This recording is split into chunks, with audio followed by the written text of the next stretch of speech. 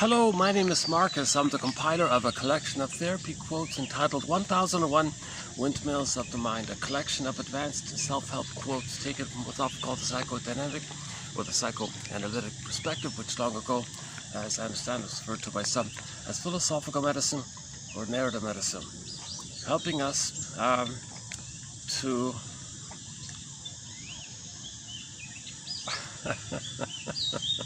I've tried so many variations already, so I was just debating in my mind, do I rehash an old one or see if I can come up with a new one? So usually it's about finding your story and then we stop repeating. We repeat because we're trying to find our story. We can't enjoy the present if we're quote-unquote trauma fixated, arrested development, stunted development, are fixated where the trauma took place. Weaning trauma, relational trauma, interpersonal trauma, developmental trauma, and so on. So the child, everything's frozen. The child can't progress, he's terrified, frozen, flash frozen. So one person, actually that's funny, I just saw it this morning on the, truth is in the taxi, I was reading a little bit while I was in the taxi. I found it there in the taxi, just coming in. So that'll be a quote in the future. I've never used it before. Trauma what is it called? Trauma fixation. She means that it was a lady. Interesting. This is funny. This is the first time I've seen a lady translate Freud. So this might be an exception to one. I might include some Freud quotes. If someone else, that's not the regular types or the famous ones. So if other people translate, I might look into that.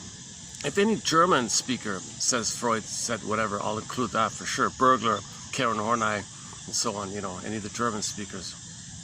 So I just found it this morning, Patricia, something like that. Anyways, she was part of his circle or something, and Freud didn't know how to help her, so he sent her to his buddy Ferenczi. Freud has very high praise for Ferenczi. He himself goes to Ferenczi when he needs help, so he sent her there to Ferenczi. And then so it turned out that she translated one of Freud's books, and that one book that she translated, I just glimpsed that. It's kind of clear like that. Anyway, she translates whatever Freud said into trauma fixation as being synonymous with repetition compulsion. Okay, so in the last video, if you go to the last video, if you go to the short section, I've updated a few new quotes on repetition compulsion. We added 4 very interesting new quotes on repetition compulsion, and there'll be more. There are more in the pipeline coming up. So I recommend that. One was about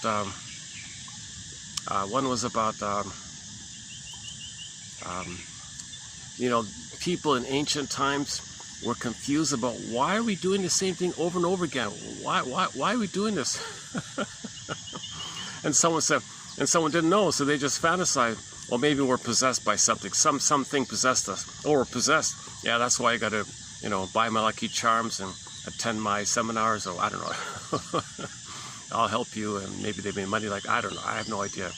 But so that was like an attempt to identify that we're being driven by something. Like there's something compelling us to reenact the past to the present, hoping to undo the past, change the past, get a better past, get the love that was needed in the past, get out of that frozenness, get out of that fixation, get out of that thorn-like point. So there's 2 sides of it all. The positive intention of repetition compulsion is to observe our symbolic reenactment. Okay, so and then make the inference that that's what happened in the past, and that helps towards building your story. See, we need the story to have words and symbolize. Then it's a part of us. It's part of our totality. It's part of our story, and then we can accept it, assimilate it. It's considered digested, assimilated, recognized, formulated. Oh, okay, meaning I get it now. Okay, I'm not haunted by it. So you're not afraid so more when you understand it. When you understand things, you're not so afraid. So you want to understand yourself. you won't understand your trauma. If you understand your trauma, you won't be fixated and so afraid by the past. And if you're afraid by what happened in the past, that's a theory. We're going to try to get out of it. So there's two sides of it all. The quote-unquote positive intention is we're repeating in search of memory and feeling. It's helping us to find our story. So we recreate some simile, some facsimile, some new addition, some symbolic recreation, something analogous, you know, something that represents something that looks like what happened in the past. So we can look at this mirage-like thing and make the inference. This is created by a part of the brain called the non-reporting brain. The unconscious is sometimes called as being located in the non-reporting brain, part of the brain that can't report it to us. Implicitly known, procedurally known. It's kind of known like that, but we can't think it or recognize it. But it's known. It's in the body system. It's every body tells a story. The body keeps a tally. The body remembers every mysterious leap between mind and body. It's kind of known like that. Famously known as the unthought known. Unthought known. It's known, but we can't think it like that. So that's the issue. We can't think it. If we can finally think it and feel it after we think it, oh my God, okay, now we're free like that. Okay, again, the positive intention. So usually it's the weaning trauma with the mother, or betrayal trauma, or misattunement, malattunement with the mother. She's impaired. Okay, actually, go to two videos ago, we did a lengthy quote from a self-help author about narcissistic mothers, of how impaired they are. She also uses that word, that they're so impaired, meaning they didn't develop. They're frozen with their fixation, and they're still in the stage of entitlement, waiting to receive mother's love. And they repeat. And what a mother does in their repetition is they identify with the aggressor. Okay, when something's too painful for a child, to organize the chaos, trauma, order out of chaos, the chaos of the trauma, the child becomes the mother. Very sad thing for a baby to become the mother. Then he's got to shame himself to have a mother. So when they recreate, when the mother recreates, oh, there's a child. All right, child, I'm going to be the active aggressive one. You're going to be me, the passive one. I'm going to replay my past. So you play me when I was a baby and I was passive. I play the mother who's active and the aggressor, and I'm going to replay the thing. All right, baby, action. Take one. Go. You're me. I'm the mother, and she shames the baby. So she's replaying what happened to her. Now the mother's meant to make the inference. Hold the phone here. Wait a minute. Am I doing or about to do this negative thing? For me to know that that's what happened to me and I became the aggressor, to minimize the pain, I became the aggressor, and I'm shaming the baby to make the inference that the baby's me and I'm the mother, and I'm replaying my past, I'm fixated, I'm trauma fixated. Oh my God, sorry baby, let me change my ways here. Let me correct that. Thank you, mother, I'm glad you noticed. Because if she doesn't notice, she'll do it again and again and again, and theoretically she can spend her whole life doing it like this. And what does the poor baby do in turn? Well, same kind of coping strategy. Frees up the soul, his emotional body goes down, pin goes on the collar, flat affect. The beingness is sometimes called the feminine. The feminine symbolized by the princess. So the princess in fairy tales, locked in a tower, Snow White's in a coma. Miss Echo turns to stone, becomes a statue, flat, numb, souped away. Earth opens up, Miss Core gets pulled down. The tribute to that was Inside Out 2, and joy and sadness got zooped away. So there's a chasm, there's an empty feeling, a psychic pain, emotional pain, a chasm. Back to Inside Out 2, you see the chasm image. Our beingness isn't there. Remember, Miss Core got pulled down, or joy and sadness got pulled away, up and away. It's just some other world, unconscious. So it's not a part of us anymore. We don't have access to it. Okay, we exiled our soul for protection. We had to send it away, kind of thing. You know, and then now if we don't have our soul, meaning our embodiment, our feeling self, or at home within, then oh my God, right? That's something fundamentally wrong, called the basic fault. Someone calls it the basic fault or the core fault. This eerie feeling that some fundamental thing took place. The child had to freeze up his soul, and he can't have his beingness. He's meant to have his beingness. So the baby's born with a budding beauty. Baby's born with an emerging self called embodiment. He is total in the beginning. And then the embodiment part gets sent away. Now you got this metaphorical chasm-like feeling. This numb-like feeling inside, or emptiness feeling like inside. Some people call it the abandonment syndrome, the abandonment complex, the abandonment neurosis, like that. Okay, so the associated emotion linked to this image is the sarcasm mind workers character, Inside Out 2 film, chasm. Because of the chasm, okay, they were very sarcastic. We become very sarcastic. because we're really bitter and angry and don't care, who cares, very cynical, sarcastic like that. So that's a deep sense of anger like that. And the associated surface character was ennui, much more than the boredom. It's way more than boredom. There's like no hope and really cynical like that. So ennui, and so you got ennui, okay, the sarcasm, and then the chasm image due to the trauma, fundamental fault like that. And because the pain is we lost our beingness, we lost our soul. Yes, we can function in life. Yes, the person can get 10 PhDs, 10 medals, 10 awards, drive a car, paid. They can function in life. They can understand the world and all that, but they're not feeling in the world. Okay, the image of not feeling in the world is one version of the Snow White story, is that she's in a glass coffin, okay, and in one version, she's awake. She can see through the glass, but can't feel through. So she understands the world, she recognizes the world, she can live in the world, but she can't feel in the world. Okay, similar to the pin goes in a collar. Okay, with trauma, the pin goes in a collar. Once again, flat affect. Long ago, the term for the flat affect was called athymolexia. No feelings for your words. In 73, somebody varied it by calling alexithymia, no words for your feelings. Flat affect. So once again, under the collar, everything kind of flat, but we can see, we understand the world. Above the collar, we can recognize, but we're not feeling in it. Now, we live to the extent that we feel. We live to the extent that we feel a body at home within. We don't want to feel like just going through the motions of life, sleepwalking through life, and you're spinning around with all these ideas all the time. And then, Jesus, you know, so we're trying to get back our beingness. Okay, beingness, having your beingness means you're whole and complete and you're healed. If you don't have your beingness, okay, a very important point is that your anger around this, okay, it's going to, of course, we feel angry when our needs are not met. Now, the mother rejects the anger. So the anger bounces inward. Okay, howling man image, Twilight Zone, howling man, you see the rebounding aggression going inward. Okay, the howling man is the guy with the horns, okay, representing, okay, maybe I guess I should slow up. Let me back up here for a second. Jesus Christ, I'm baking. It's 40 out here. There's barely a breeze. I'm doing this in 40 heat index. I just want to get my second time out here at the park. I got a nice early start and all that. But geez, let me take a perspiration management moment here. I'll be taking many of these perspiration moments. Hold on a sec. Let's pick something fun here.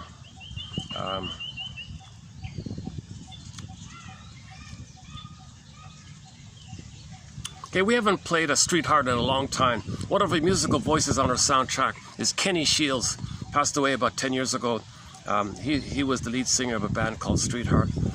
Here's a vastly underappreciated song off his second album called Under Heaven, Over Hell, song called Star. So let's play a part of this here while I take a break.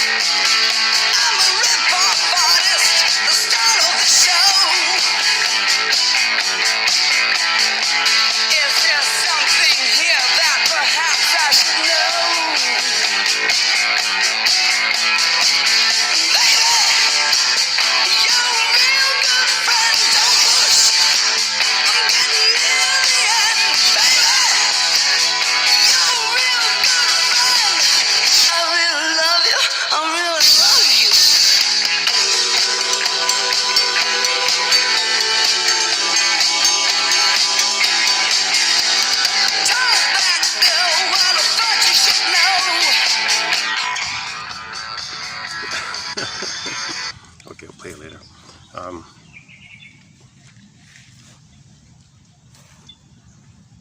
Yeah, this the lake. It's always too busy. I want to do this by the lake. It's just that's the most popular place around there. All the shady spots are taken. That's okay. I'll find some. I've got some options in this park. I'll poke around a little bit. Finally find a nice regular spot. So let's clear. Okay, let's back up a sec here. Before we do the howling man, that's a key. That's a key. Actually, you know what's funny about the howling man? Hang on.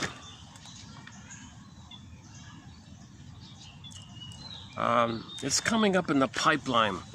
We've got a quote about the howling man coming up in the pipeline. Let's see if I can. I'm online here, so I can actually dig it up here. Yeah, hang on a sec. I'm a little disorganized today. Let's do this. Let me do a preview. Do I have it? How do I find it here? Hang on a sec. Let's do a preview of this quote about the howling man. Let's see. Hold on a sec. It's an older one, 1920 something. Can you believe it? I read this quote from the 20s, and he's talking about the howling man. He didn't. No, he's not. He's not. He's not referring to the TV show, the TV show. But what he's describing is what the howling man shows. Hang on. Yeah, let's read this quote first, and then I'll clarify it. Oh, here it is. Here, Lascar. The guy's name is Lascar. Can you believe it? Never heard of him. Oh, hang on. What happened? Oh, here we go. Repetition compulsion. Yeah, okay.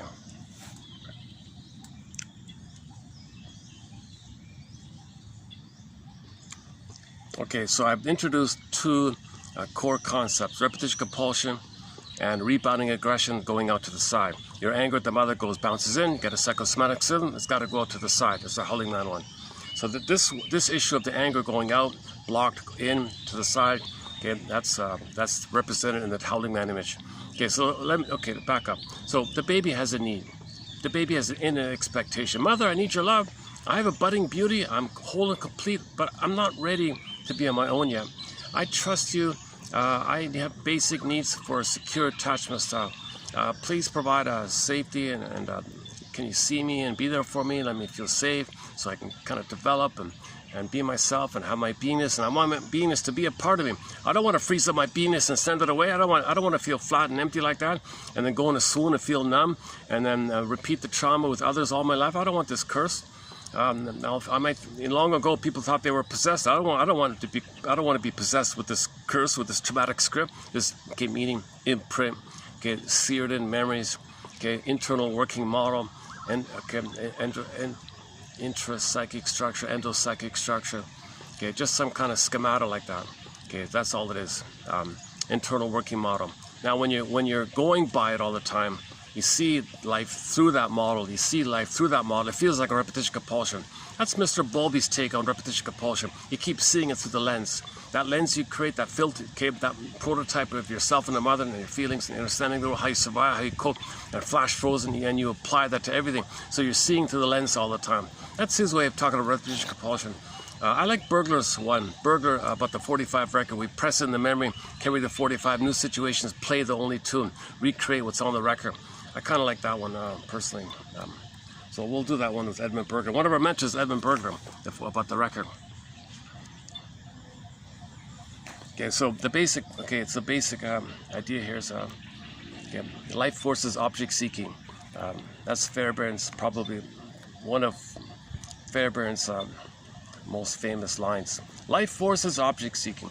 All the baby's energy and desire and passion and craving. Mother, where are you? He's totally outer focused. He's overt focused, outer focused. There's nothing really about from within. He's just, where's mother? Where are you? Where are you? Kind of thing. That's outer focused. All of his energy, all of his focus, all of his desire, all of his direction, all of his motivation is to find the mother. Mother, where are you? Are you going to be there? And he has an expectation. After all they've been through, 9 months together, the mother's job is to provide a continuity of the symbiosis, a continuity of the intimacy like that. And he doesn't expect mother will dump him or something like that, betray him, move the cord, move the placenta, put him on a scale, a towel, wrapped up, delay, hormones disappear. Oh my God, who is the stranger? Very angry like this. He freezes up his soul in the meantime. That's a betrayal trauma if the cords are removed, the placenta is removed, because that's the bridge to the mother. Remove the bridge, where's the mother kind of thing. And it's not ready to suddenly be severed from the mother because the cord and placenta are linked to the mother, and that's removed. Where's mother? And he freezes up in the interim. It's a betrayal trauma, birth trauma, betrayal trauma. a kind of weaning trauma. You can think of it as a kind of weaning trauma.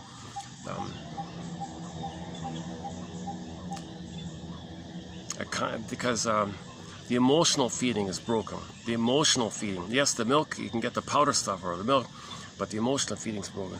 Anyways, and that weaning trauma is the chasm, you know, and that the emotional reaching is symbolized in the Greek myth with Mr. Tantalus. See, here you got a Greek myth. You got Mr. Tantalus. It's kind of a mobilized kind of thing, and he sees above his head a cherry. Every time he turns to it to reach for it, the wind blows it away. It could be an apple, it can be a plum, it could be filling your apricot, whatever, any kind of sweet, juicy fruit like that. So the metaphor means the person is going to be always tantalized by the hope of mother, but always rejected. And it's a suffering kind of feeling, an agony kind of feeling. He does it again and again. You can think of it as Sisyphus, or you can think of it as Groundhog Day, start all over again kind of, or you can think of it as the Axion one, the guy in the wheel, the wheel of suffering guy, the guy going around and on like that. You can think of the pecking guy, what is the vultures pecking the guy, this agony, or you can think of the agony, the stone was the agony feeling. So agony, pecking, round and around, oh my God, tantalized. So the word to be tantalized comes from the Greek myth, Mr. Tantalus. So that means we never satisfy. And even if you get something, people who are greedy and possessive, it's tantalized, they're never satisfied. Okay, so you're repeating the disappointment like that. So that's another topic actually, the weaning trauma. Okay, but back to the original starting point. Mother, hi there, mother. You're here for me, right? You're there for me, right? You're going to maintain the blissful oneness that I need. You're going to be the symbiotic object for me, the self object for me. You're going to be fully there for me. Right? You're going to meet my needs. You're going to give me paradise and tenderness and affection and sweetness and kindness and warmth and gentleness, so I can feel super safe. And you meet my needs, so that I can float around in a blissful feeling called the Garden of Eden. I want to have this relaxed, floating feeling that I'm a king and a god, and I'm the universe. I'm everything. I'm so happy, a happy camper. I'm blissed out like this or whatever. So in other words, babies need an extended paradise that they had in the uterus. They need an extended Garden of Eden, Shambhala, Shangri-La, etc. It's not supposed to be lost at birth. Babies need it for the first 4 to 5 months on average. People debate about the range, but Mahler says 4 to 5 months. Babies need that kind of time of skin to skin, natural feeding, loving gaze, safe embrace, and no interruptions to the baby's needs. It's all baby-led, it's all feeding. Just like the attitude, it's kind of like it's a continuation of the womb. Babies need a social, interpersonal womb.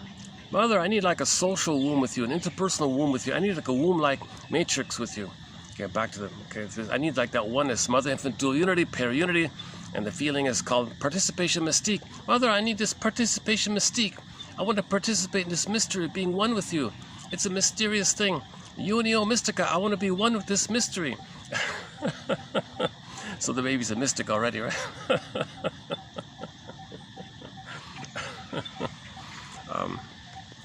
So the babies need to feel like a mystic.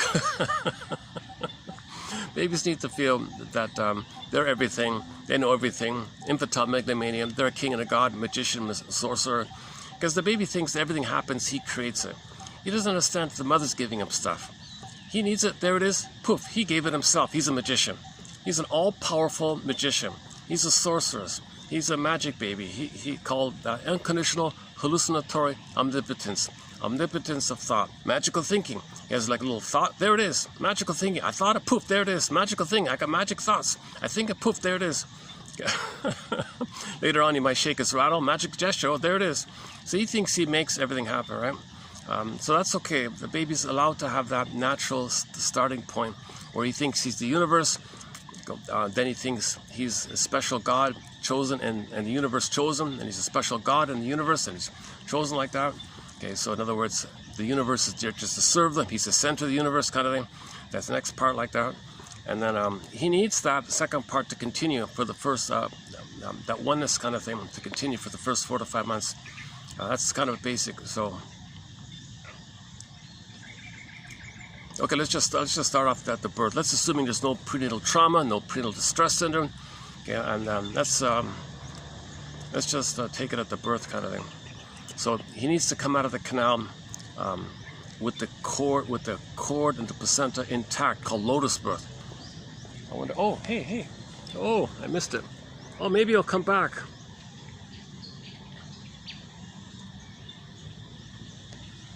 Oh, there's like a, maybe like a, not a swan, or like a egret, or like a, not a heron, not a, maybe a crane, or maybe some kind of crane or something. Yeah, huge flapping wings. Yeah, cool. This is the first time I was here. There was a bird watching club, waiting for one special bird to make an appearance. Oh boy, I'm drenching already. My goodness. Let me take another perspiration management moment here. Yikes. So I'm not a professor. This is not a vanity project. I'm not trying to. I'm trying to learn this perspective. So if I gotta do it in a sweat, I'll do it. Small price to pay, I think.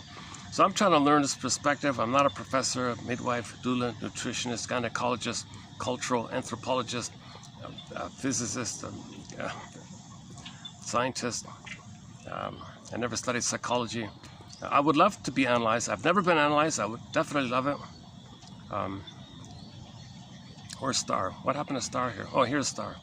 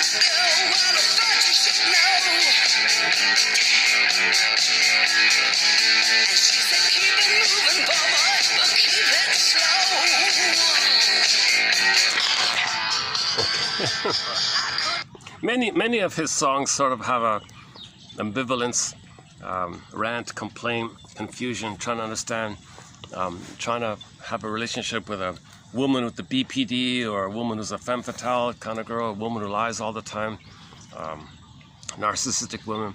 So it's okay. We'll talk about that kind of thing later. So mother, yeah, I'm coming out of the womb here. Please leave the cord. Please leave the placenta. I'm not ready to lose that stuff. It's still pulsating. It's still alive. It's still sending me oxygen, nutrients. Don't rob me of my nutrients. Don't rob me of the oxygen. I want to feel healthy. I'm not ready to lose. And mother, another thing. That cord and placenta, they're from me. They're kind of like an organ of mine. It'll drop off according to nature. Don't. Who do you think you are? Follow nature kind of thing. So please leave the cord and placenta. It'll drop off a couple of days later. Don't complain about the mess. Big deal. Just put the placenta in a bowl. Okay. Allow like a space for the cord. Put a lid over the bowl. The bowl can sit on the bed beside us, kind of thing. And you don't like the cord, looks messy. We'll put a sheet over the cord. I need the cord and placenta. It's still kind of alive and pulsating like that. And then that gives me time to make the transition, to get used to the land world. I got to get used to this new thing here. I got to get used to air and being on skin to skin, and being out of the water, being on the land. I need time for this. And nature wants me to have a couple of days to make this transition. Why are you going to rob nature of this? Why are you going to rob me and disobey nature like that? Who do you think you're? I mean, come on. Jesus Christ, mother, please leave the cord. Please leave the placenta.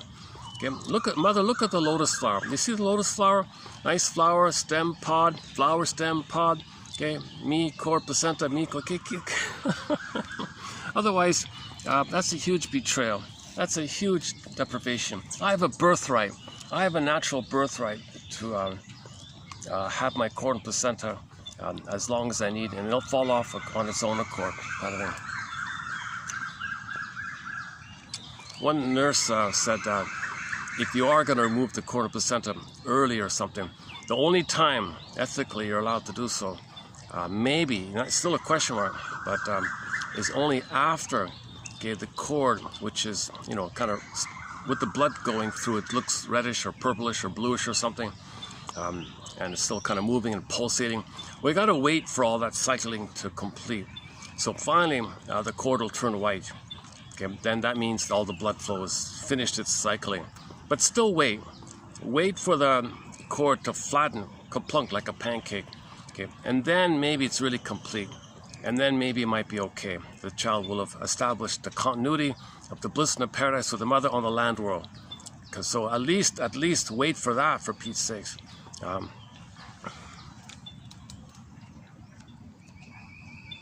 Indigenous people are always telling us, reminding us that the cord and placenta are kind of like the spiritual guide for the child, like the power, guardian, angel, spirit, power guide, things like that. So, so mother, please leave the cord and placenta. And now, assuming you will, I'm tempted to comment on this because most mothers are not allowing it. Most mothers are betraying the baby because they don't remember that they were betrayed. So they allow their baby to be betrayed because they don't remember that they were betrayed. Remember, when the mother doesn't remember that she was betrayed, she becomes the aggressor, uses proxies, betray my baby because I was betrayed. Baby, you're me, who's going to be betrayed? I'm going to repeat what happened to me. She doesn't remember that she was betrayed. So when you don't remember, you repeat. So the mother identifies with the aggressor, the baby's going to be her, and she's going to repeat the past. Okay, so she transfers the past to the present and reenacts what happened to her in the past. So in the present, it's going to be a new edition of the past, a recreation of the past. So she's going to play the past to the present. The present is called the presenting past. She's going to transfer the past to the present. The present is going to be the past. Okay, due to the compulsion to repeat, we transfer the past to the present and kind of reenact the kind of thing with others playing roles like that. Baby, you play the role of me. Baby, I'm going to play my past. So you play me back in the past, I play my mother back in the past, and we're going to play this thing here in the present. Mother, no, I'm not you back in the past, I'm me in the present. I can't see that, I don't know that, I've got a compulsion, I'm possessed. In ancient times, thousands of years ago, people always, yesterday's quote was, am I possessed? I'm possessed, I can't control myself.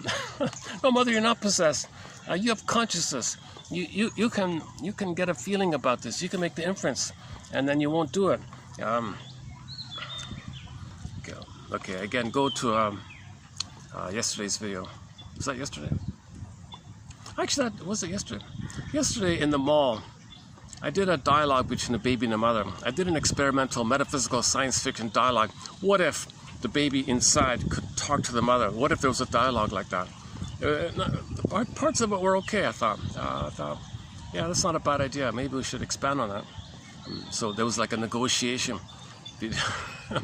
Because the song we played was from April Wine, a song called Love is a Vicious, Rock and Roll is a Vicious Game, in reference to what happened to Mr. Paul Penna, the guy who, at the age 20-year-old man, blind, disabled, who wrote the big hit Jet Airliner. Okay, it was buried, someone took it, he got a little credit or something, but anyways, so he was really treated badly, and all these stories about people being treated so badly and thingified like that, and then Rick Emmett's song Just a Game and other songs like that. So in one of the lyrics, while we were playing that song, Love is a Rock and Roll is a Vicious Game, April Wine, Miles Goodwin, yeah, he also just passed away recently, a couple of years ago, Miles Goodwin. Here's a line in there, no one ever warned me. No one ever warned me. So I took that idea, okay, baby, I want to warn you. So I tried to, okay, mother, thank you. I'm in the uterus and you're going to warn me. You're going to prepare me. Yeah, fasten your seatbelt, baby. Okay, what's a seatbelt? Something to be explored in the future, maybe. Or okay, where are we? So, get back to the point before that. So, the baby mother, I need a secure attachment style. I need a continuity of the bliss. Don't separate me from you. Don't abandon me. Don't abandonment syndrome, abandonment complex. Basic earth opens up, my soul freezes up, my soul sent away. Now I got to become you. If the mother has to identify with the aggressor, what's going to happen to the baby's soul? So first we can say the baby's soul flew away because of the shame of the mother. But now the baby becomes the mother. The baby's own soul is going to fly even further and further away. Hence the title of one fairy tale, Go I Know Not Whither, and Bring Back I Know Not What, because our own soul is afraid of us. That's the huge price we pay with identification with the aggressor, famously known as the Faustian deal, the Faustian bargain, the Faustian pact. Yeah, that's the deal. You make the Faustian deal. You sell your soul like that. Your soul flies away. But you salvage some crumb that you can do it. Okay, remember, babies think they create everything, so how do they have that sense that they create something? Oh, they shame themselves. Mother shamed them, they become her, they shame themselves, so they create something. That's the only identity the baby has. This sense that he makes everything happen. He's a king and a god, he makes everything happen. But if he's so passive and helpless, the mother's hurting him, how does he preserve this idea? How does he think that he's making something happen if he's being so victimized? Oh, okay, I'll victimize myself. I'll be the aggressor. That's like a crossover like that. That's a very disturbing phenomenon for a baby to experience. So that's a huge betrayal on a baby to compel him to identify with the aggressor. Because now he'll never know himself. Now he'll have a trauma fixation. And now he'll be the aggressor. Now anybody out there who shows any kind of vulnerability, need, sensitivity, humanness, anything kind, anything decent, anything like in the quote-unquote human area, the love and live area, he's got to reject it. Because that's his loyalty to the mother, his attachment to the mother. Okay, he gets an attachment to the mother. He has some identity that he makes it happen, but he shames himself. But it's repressed, it's projected. So he's got to reject others to make him aware that he rejects himself. And then flip-flop, he's angry at the mother. Howling man, open the door. His anger at the mother goes to the one he just shamed. So it's very disturbed. The shrinks call it perversion of thought, perverse thinking, Schadenfreude, this pathological, this kind of sick kind of illness or something like that. I'm not sure of the right phrasing for it.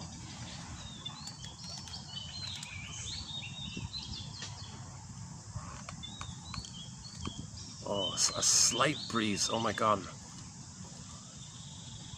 Hey, if there's let me try something here. I'm away from the road as far as I can get.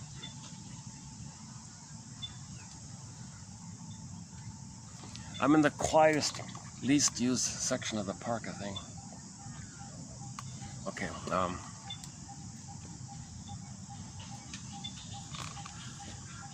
let's back up a sec. So, mother, I need a secure attachment style. Please don't betray me. Please don't make me do all these things in my mind. I gotta freeze up my soul. I gotta be you, and I gotta shame myself, and I gotta project myself at others and shame them to repeat how you shame me. And then my anger at you, it's gonna hurt my body. So I don't want to. So that means I gotta find more excuses to get my anger out at others. So I'm always outer focus like that. And your mother, remember, you're an outer focus for me. And if you heard me, I'm always outer focus. I will live what Karen Horney calls a paucity of inner experience. So Karen Horney has a famous article called Paucity of Inner Experiences, which leads to externalized living. Externalized. Actually, the first quote is, hang on. The first quote is here. Yeah, here we go. A person whose needs and feelings have been overridden by caregivers often learns that survival depends on keeping the overt focus on the other rather than on the self. Okay, see Fairbairn 52 and Guntrip 89 for more on this. That's a key line. It's such a basic, simple, classical conditioning. A simple observation. The baby is outer focused. Mother hurts him. Now, flash frozen. That's his prototype. That's his template. They'll all be outer focused. He never got enough love to maintain his beingness because his beingness froze up and got exiled. Go and know not whither. He's got no beingness because it's gone into this other go I know not whither place. Oh man. Okay, I gotta do. Jesus Christ. Okay, let me take. Yeah, look at that, eh? Looks like every 10 minutes I have to take one of these perspiration moments here. Hold on a sec.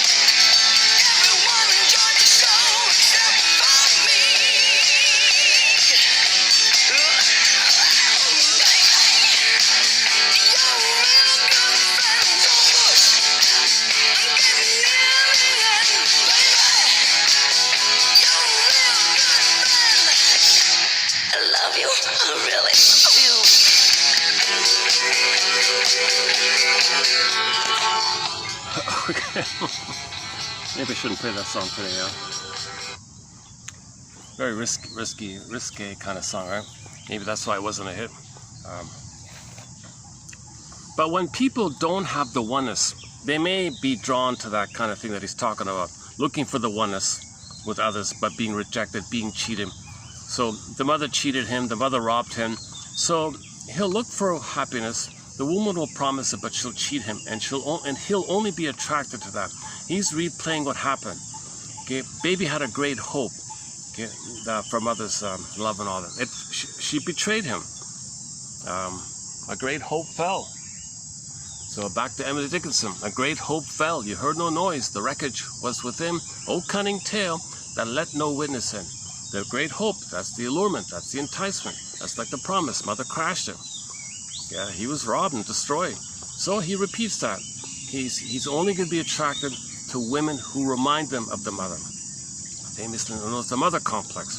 So he wants to get a better outcome. So he finds a copy of the mother and hopes for a better outcome. He's transferred the past to the present, hoping to get a better past. But the present isn't a past. All he can do is A, recreate to know the past, or B, just miss the chance to know the past and doesn't know the past. And then he gets addicted to this someday fantasy, or this familiar connection, this painful familiar connection, and he can't even be conscious of it. That's like the negative side of it all. So it's a defense against knowledge. So repetition compulsion can be defense. They say it works both ways. Repetition compulsion can be a defense against memory and feeling. You just repeat it and just don't let yourself question why you're doing it. Or you repeat it and question why you're doing it. So it works positive, negative like that.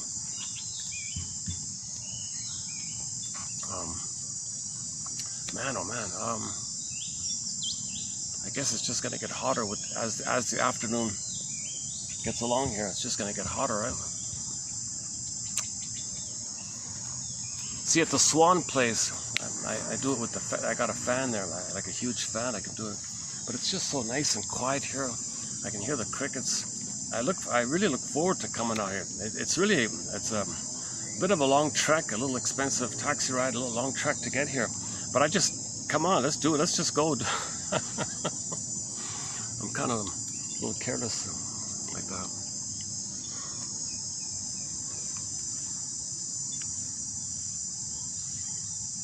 Oh, yeah, I'm enjoying the quiet here. Yeah, look at that. My goodness. Okay, so let's back up a sec. So the baby says, "Mother, I want a secure attachment style." What was the quote again? A person whose needs and feelings have been overridden by caregivers often learns that survival depends on keeping the overt focus on the other rather than on the self. Okay, we'll finish that later. Okay, that's the outer focus, right? So some people who are outer focused all the time, always blaming others, always thinking something's wrong with others, never trusting, everything is, he can always find some outer reason for his personal unhappiness. He's outer focused. And he's hypervigilant, hyperarousal, easily triggered, because of the intrusion of the repetition compulsion. And he's always hypervigilant, that's the outer focus. That's hyperarousal, hypervigilant, that's the outer focus. Because the intrusion of the past is intruding into the present. The past is interposing itself into the present. And then the third part is the numbing thing. He's doing it in a trance. And the trance, they say the trance makes him kind of numb the pain. And that's his only way to get out of the pain, is to numb the pain. He can't have pleasure. He only gets pain relief. He only wants the endorphins. Now he's addicted to the numbing. So that's the negative side of repetition compulsion. He wants the numbing. Give me the numbing. So repetition compulsion, hypervigilant, numb. Okay, that's how I get the numb. That's how I deal with the pain. Just numb the pain. So he may be addicted to the quote-unquote morphine in the brain called endorphins. Not exactly. Some people like him, the endorphins, this mercy numbing thing, in that kind of manner. It's not a pleasurable feeling. I don't know why Loretta Brunning calls it a happy chemical. Nothing happy about it. It's the mercy numbing thing. You're in pain and you numb it. Nothing happy about it. But I think she means Well, in comparison to what you were feeling before, isn't it a happy chemical by comparison? Oh, brother, what a misleading idea. Anyways, otherwise, her work is okay. The early parts of her work I found helpful. Okay, so she has a trilogy called Meet Your Happy Chemicals, I, Mammal, and Beyond Cynicism. After that, for some strange reason, she went into behavioralism. I don't know what happened. So she started off kind of like, as a truth seeker, it seems, and then did this. I don't want to face. I don't want to look at. I don't want to be analytic. Just do behavioral. We're just do a behavioral thing. Just create a new habit or something. Okay, it doesn't work like that, man.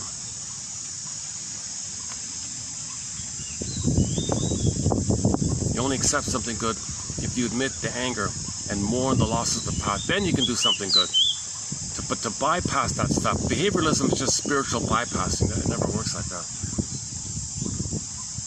I made a short video. It turned out to be the #1 short video. It's got 1,000 views already. It's about this topic.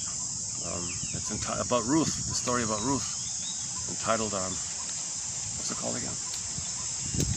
Oh, you'll find it. You'll find it. Look up May of 2025. What are the most popular, the most viewed short for that month, May 2025. Done at this park, yeah. Maybe it was because of the nice scenery. It had some flowers and trees, much nicer than this actually. Maybe the views are for the scenery. It was a nice spot. Problem is, it's just there's a road right in front of me and people are passing all the time, so I can't really do it there. I'm still in experimental mode, a trial and error, so I'll find a nice spot in this park where there's no roads behind me and I can just speak freely. It'll be my outdoor office for a little while, I guess.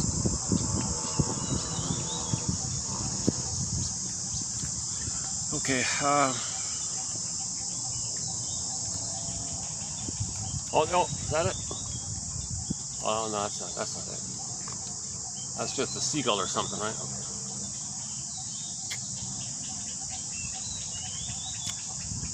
Yeah, this is the bird watcher area. This is kind of where I'm at now. There's some exotic birds in here apparently.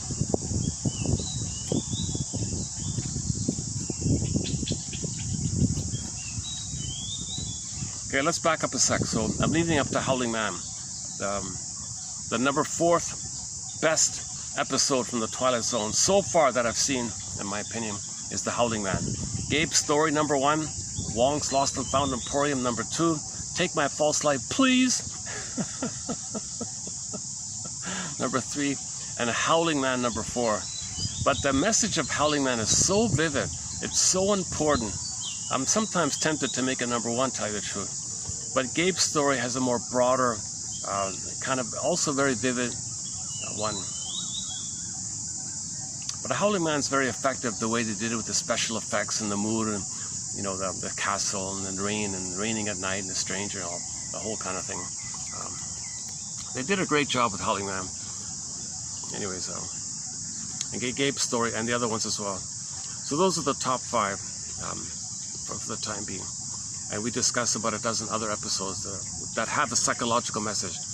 So I'm only including Twilight Zone episodes which clearly show a vivid psychological message presented in some kind of metaphorical manner like that, some parable metaphorical manner like that, like the Howling Man one.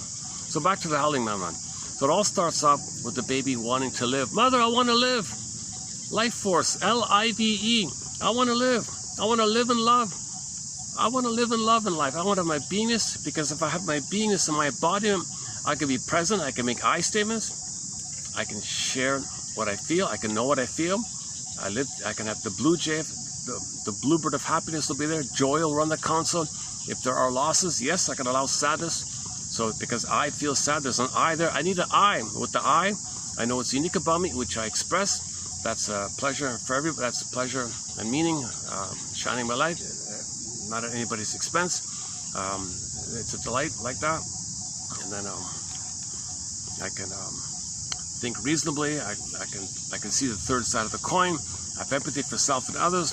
If if I make a mistake, I can admit that I feel badly about some things that I did not. I can say, hey, I did these things, and I can name specifically those things that I feel badly about. I feel badly I did those things, and you can specifically articulate specifically the things you did, okay, and that you feel badly about.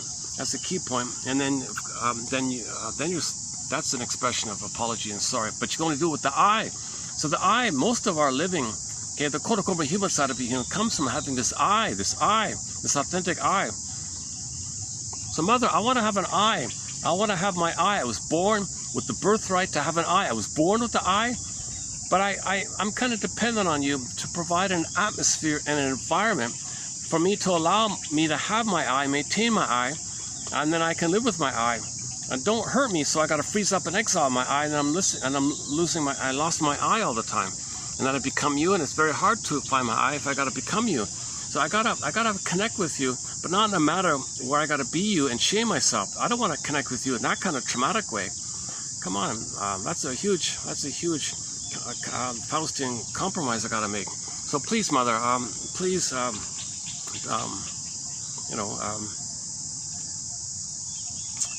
try to see things from my situation. But she might be the wicked queen. No, I'm entitled. Mother's rights, everything's about me. I don't care about your needs.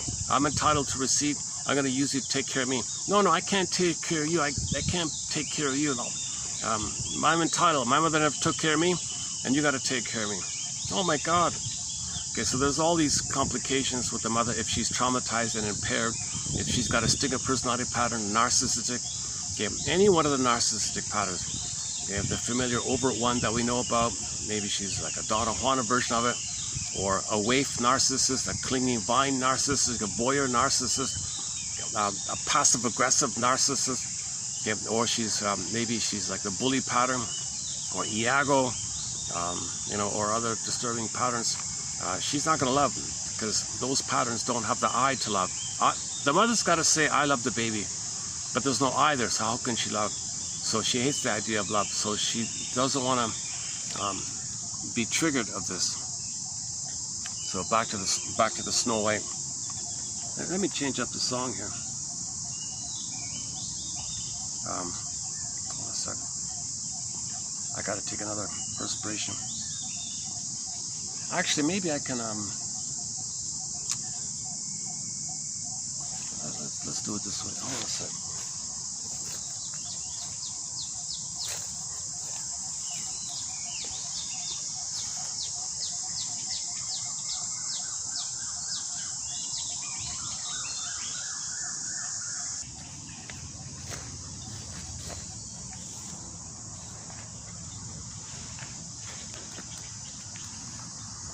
Mother, I want to live and love, L-I-V-E. Okay, now, oh cunning tale. Well, if the mother's impaired, okay, and she deprives the child of this, then the child freezes up his soul, his emotional flat affect, atimo-alexia, alexithymia. Now his life force is going to be diverted to the survival brain. The feeling brain, the feeling system, the loving system, okay, the feeling self, the embodiment, that whole system called embodiment, the feminine, okay, the midnight blue, etc., the yin, the shakti, okay, the princess, your soul basically. The soul is frozen. Okay, now the life force is diverted to the neurocircuitry that caused the life force, and there's a freezing, there's a trauma fixation when that shift takes place. So now the life force is in the loop, the memory. Mother, you betrayed me. I had a need, you said no. Now I'm in the survival brain. So round 2. Mother, I'm going to give you a second chance here, kind of thing. I'm going to cry and scream and show that I'm angry. Okay, so anger is an expression of unmet needs. The baby's needs were not met, so he's going to be angry, survival. Now round 2. Mother, I'm angry. It's still relational. It's still in the live mode. It's still kind of like that. So he's living in the sense that he's communicating to the mother. He's communicating to the mother. Now what if the mother says, wait a minute, your communication is telling me that you have needs. I'm the only one who's entitled to have needs. You can't have needs. Wicked queen. Okay, eats the heart like that. Remember the queen eats the heart and all that stuff? You can't have needs. So she rebuffs or rejects the child's anger. You cannot be angry at me. Who do you think you are? Something like that. So she really attacks the baby like this. Now the baby is told that I cannot express my anger. Insult number one, you didn't meet my needs and I'm angry. And insult number two, you're going to reject my anger. You're going to gaslight my anger. You're going to punish me for my anger. Oh my God. What a dilemma. What a dilemma. Okay, so now where does the child's anger go? Think of the river hitting the bank, rebounding aggression. It's going to rebound in. Now as it's flipping around, rebounding in, at that point, okay, the child's anger, L-I-V-E, the same life force, the metaphor is you reverse the letters. Now it's destructive, E-V-I-L. It means destructive. So he now has fantasies. His anger turns to fantasies of oral rage and greed, where he wants to gobble the mother. So thinking if he can possess the mother, gobble her up, maybe he can control her. But it's all very destructive like that. It's not just a fantasy. It's a destructive fantasy with the positive intention he wants to control the mother. How does a little helpless, passive baby control the giantess in the nursery? He only have fantasies, a wild thing like. So it's a jungle for the baby. Now that's where all the jungleism comes from. Jungle slogans, my greed or your greed, and either or thinking, adversarial thinking, opposite. It all comes from this kind of source point.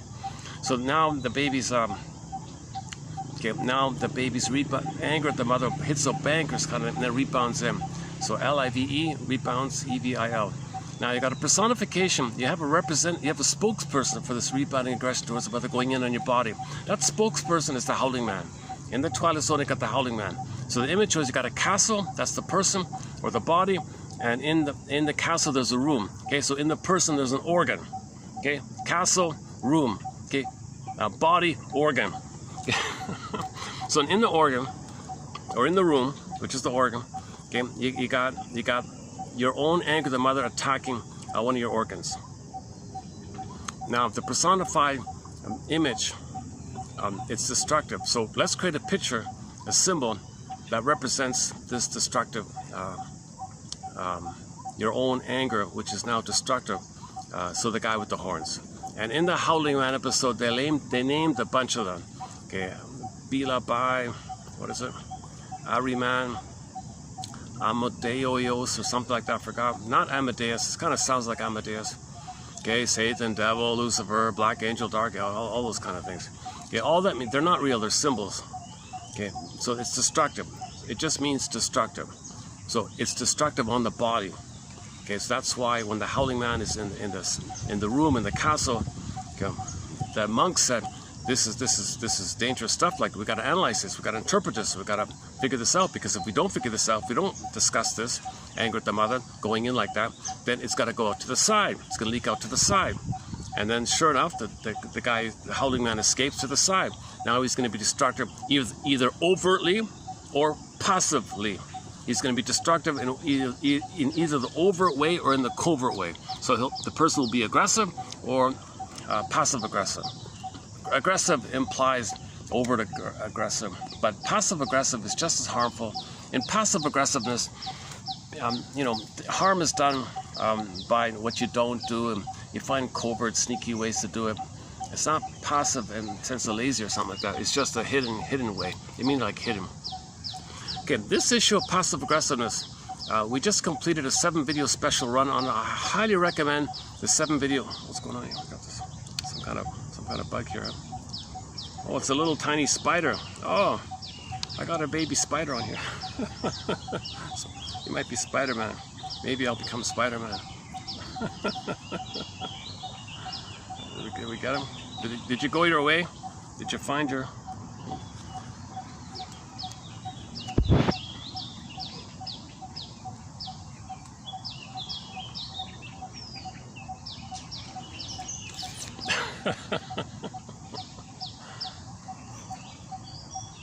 See, the superheroes and all that, that's a fantasy that kids can be omnipotent. I can do anything, I'm powerful, So superheroes is kind of like when the child's needs for that phase of being a Superman are unmet, he may fantasize for that.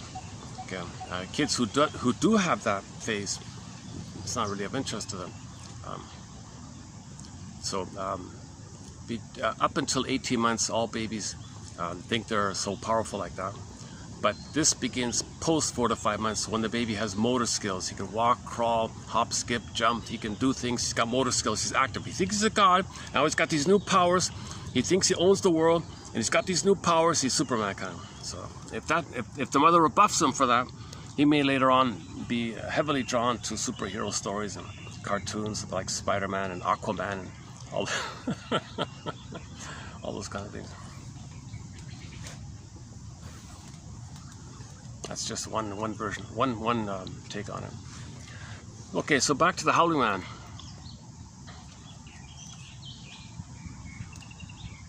Okay, so in the first round, in the first part of it, when the rebounding, when the aggression towards the mother hits the bank and rebounds in, it's like a rushing in, like, because life force is reaching for the mother, but it's rejected, and so now the anger rebounding in. So the rebound, the anger at his body, okay, is actually the continuous cry for mother. So the anger now going into your body, which leads to a symptom problem, is the cry and the scream for mother. Psychosomatic symptoms are your cry and scream to the mother. Your rage, hurt, pain, need, cry, scream to the mother.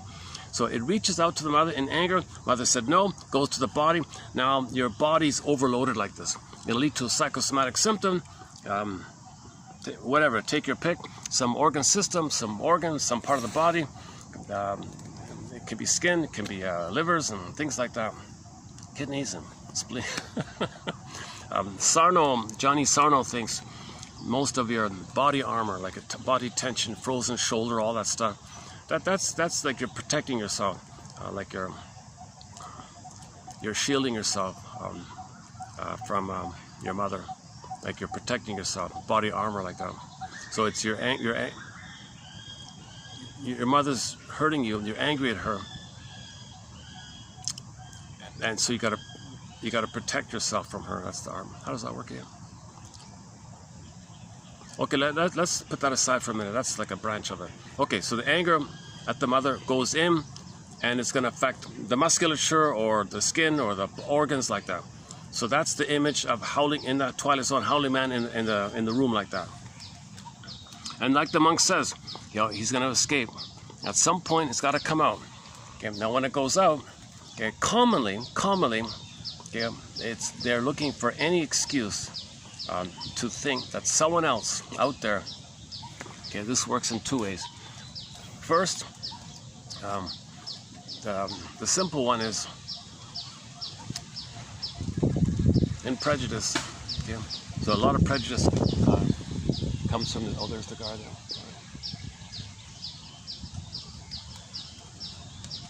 This place is heavily guarded. Like every few steps, there's a station, a guard station or something.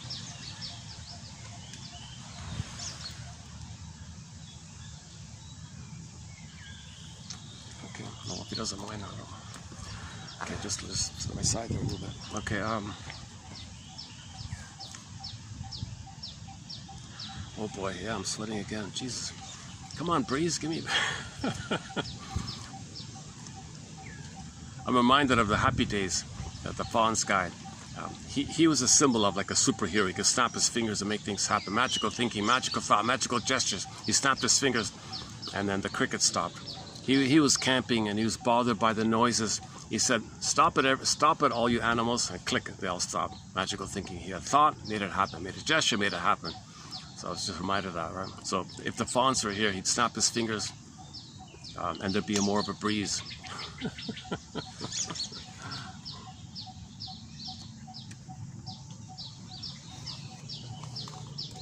I guess, you know, I'm new here, so I noticed that. This is the first time though. He's a new one here. Let's check this guy out. Who is he? Oh man. Hold on a second. Let me do another perspiration. Let me take another perspiration moment. Let's choose another song here.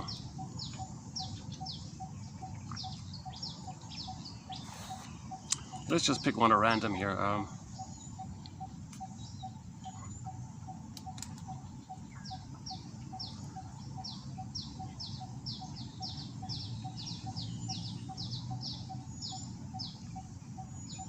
Beatrice, dear.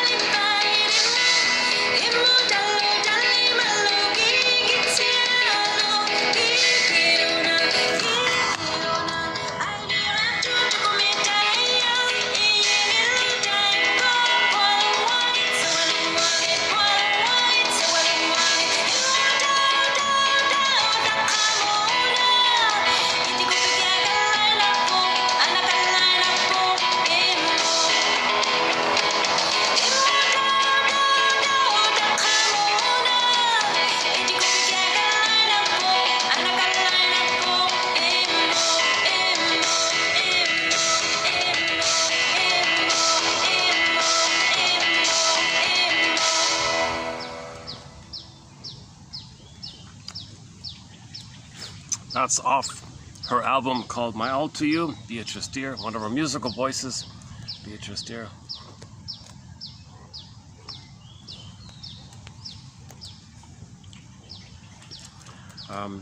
Right, okay, so when it goes to the side, okay, let's just focus on the prejudice side at first. So they're looking for an excuse. Remember, it's got to come out. The anger, the body can only bear so much, right? He's compelled to find some way to blow off steam or something. He's got to get his anger out of his mother, so he's going to look for an other. The other mother, association, other mother, person, other mother. Okay? So the simple way it works is, one way it works is, find some vulnerability. See any kind of vulnerability in another person. Okay, that's you. Okay, you regard that as you, because you're going to transfer the past to the present. The present is going to be a reenactment of the past. So the other person is vulnerable. Okay, any kind of nice, they're decent. Anything human, like in the human area.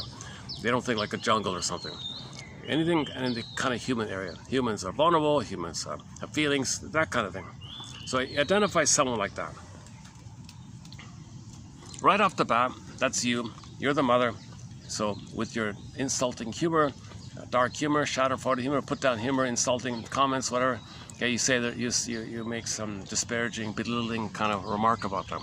So you see them. Okay, you treat them the way your mother treated you.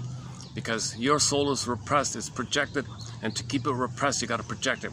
So now you find someone and say they're no good, that's you. Now the moment you find someone to play the proxy role of you, okay, you vicariously think they're you. Okay, you voyeuristically, vicariously, in the proxy is you. So there is someone who's vulnerable because you were vulnerable, so they'll play you. Okay, that's then you play the mother shamed you, you're the shaming mother, you shame yourself. Okay, to not be aware that you shame yourself is going to be projected, so you shame them with your insult jokes or whatever. At the moment you do that, at the same time, okay, there's no time in the amygdala, there's no time in that brain. So at the same time, on another level, Gottstein calls it, name of his book, at the same time, on another level, okay, there's your mother. Okay, there's your mother. Okay, there's your mother. So the one you're shaming, who's you, poof, there's your mother. At the same time. It's a double think, double trick, double flip-flop thing in the mind. Primary imitation. Things can morph and shape-shift instantly. So there's your mother. Okay, so the other who played you think is your mother who hurt you. Now you're angry at the mother. Finally, now I can blow off steam and discharge or express your anger in your hatred. So you shame the person, then you hate them. Okay, so very traumatized people hate the ones they hurt, kind of thing. Okay, so why does that take place? Because the fusion. Baby and the mother are still one. It's flipping. It's still one. They haven't differentiated. There isn't any difference between the two. The fusion is still there. So the other person, the proxy, plays your side part, you play the mother part, and then it simultaneously, they're your mother and you're yourself, and when you play yourself, your anger at the mother goes to the other. So now you have prejudice. You find someone who's human and you hate them, basically. Very simple like that. A more direct way of prejudice. A more direct way. Yeah, yeah, still okay.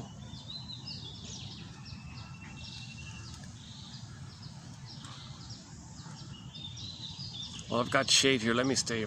He's not. I'm not doing anything wrong. He's just that's just his post, I guess. That's just his post right there.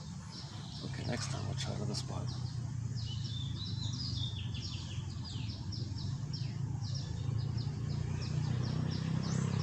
I did set up at another place, and then some teenagers just sat right near me staring. I can't do it with people staring at me. They were just curious, harmless curiosity, you know.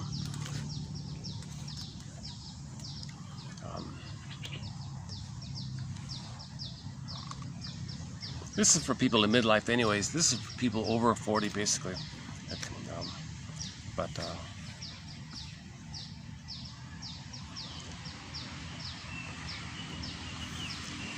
Okay, so the quick way for prejudice, the easy snap way for prejudice is if somebody's unfamiliar to you. Fear of the unknown, right? Because when the mother betrayed the baby, she was an unknown, alien, scary monster. That's an unknown. Mother, where are you? You were good in uterus, and poof, you're the wicked queen. You're a sea monster. You're a cyclops. You're like a devouring monster. You're like a wicked queen, witch, queen. Oh my God, what are you? You're a minotaur. You're a Medusa. Oh my God, what's going on here? So some kind of very scary, frightening thing. Hence the jungle idea, survivalish like that. Okay, that's flash frozen. Now, the baby thinking the mother's Medusa or a minotaur, it's not true. It's a coping strategy the baby engages in to not be overwhelmed with his anger. He projects his image, howling man image, onto her and says she's that. So there's a kind of like a mixer kind of thing. The image of his rage at the mother, fuse in with the mother, shake, shake, shake, poof, you got a minotaur. It's just the primary, it's the way the magical thinking, not magical thinking, primary process mentation works. Okay, myths and fairy tales, things can poof and morph and magical, all that stuff.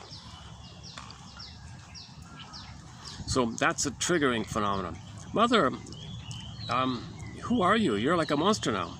Because for the baby, it is heaven or hell. It is either or for the baby. He needs paradise. If the paradise is not there, poof, he's in hell.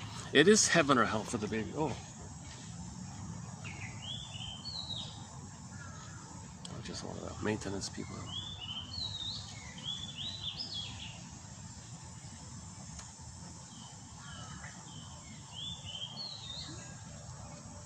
I wonder if I'll see this exotic bird that everyone's talking about, because apparently he's in here somewhere. Actually, I did notice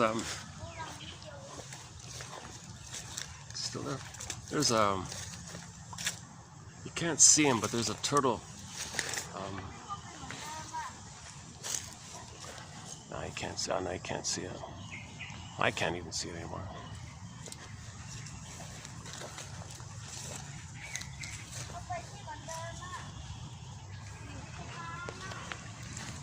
Jesus. Again, Beatrice, dear.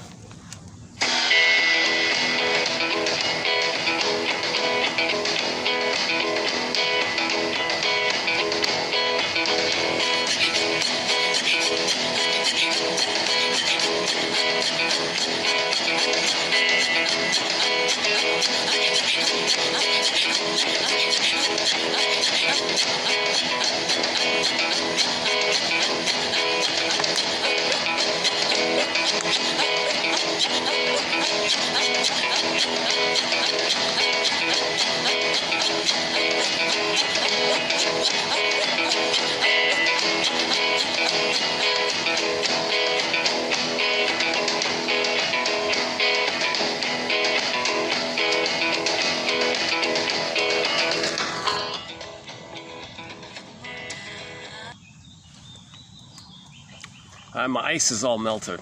My ice is gone. Look how quickly. I brought a block of ice. It's all melted already. My goodness. Okay. Yeah. So by comparison to what you're familiar with, if something you might regard as a little bit unknown to you, that can trigger. Remember, being trigger means you got a lot of pain in the past. So little things, by unconscious association or conscious association, will trigger the past. There's so much pain there, and you got to process it. You got to recognize. You got to assimilate it. So, and you're always denying. So it's trying to come up to your attention. So if someone is like unfamiliar to you, okay, someone you know, who's that person? Okay, in Twilight Zone, they would do that. They'd have these strangers, these new people move in. Who are they on Earth? And they thought they were so scared of them all the time. It was just some employees at a company nearby or something. Oh.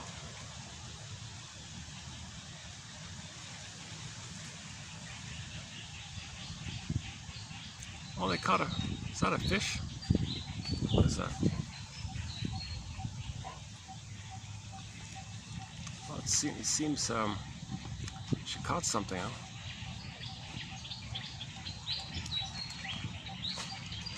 This is the staff worker here. What did they catch? Huh?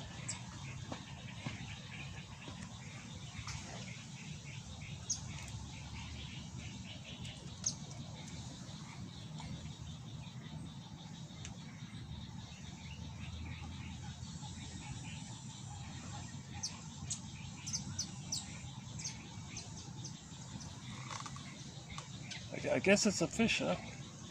I wonder why she would catch the fish, huh?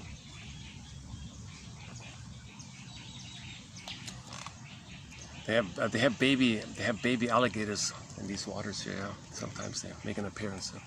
Oh, he might make an appearance, yeah. Even right here, yeah.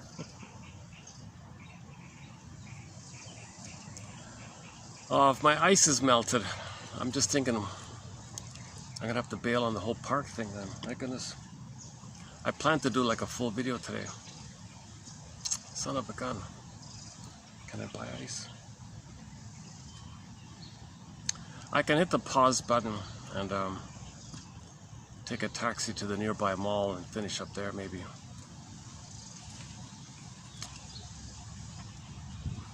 I gotta work out the little, I gotta iron a few little things out here. Okay. So this is the easy way to get your anger out at your mother. Just find someone who's unknown to you. A lot of prejudice like that, right? So if people around you have a shade of beige tone of skin and somebody with a shade of brown tone of skin, oh, I'm not familiar with that. I'm more familiar with the shade of beige. The shade of brown, I'm less familiar. Oh, that's fear of the unknown. Click. But you're transferring something in babyhood time in the nursery of these wild fantasies. And now you have this irrational psychotic fear of the fear of the unknown like that. So a lot of prejudice comes from this. But it's an excuse to get your anger at mother. So prejudice is confession that you're angry at your mother. Prejudice is confession of trauma, obviously.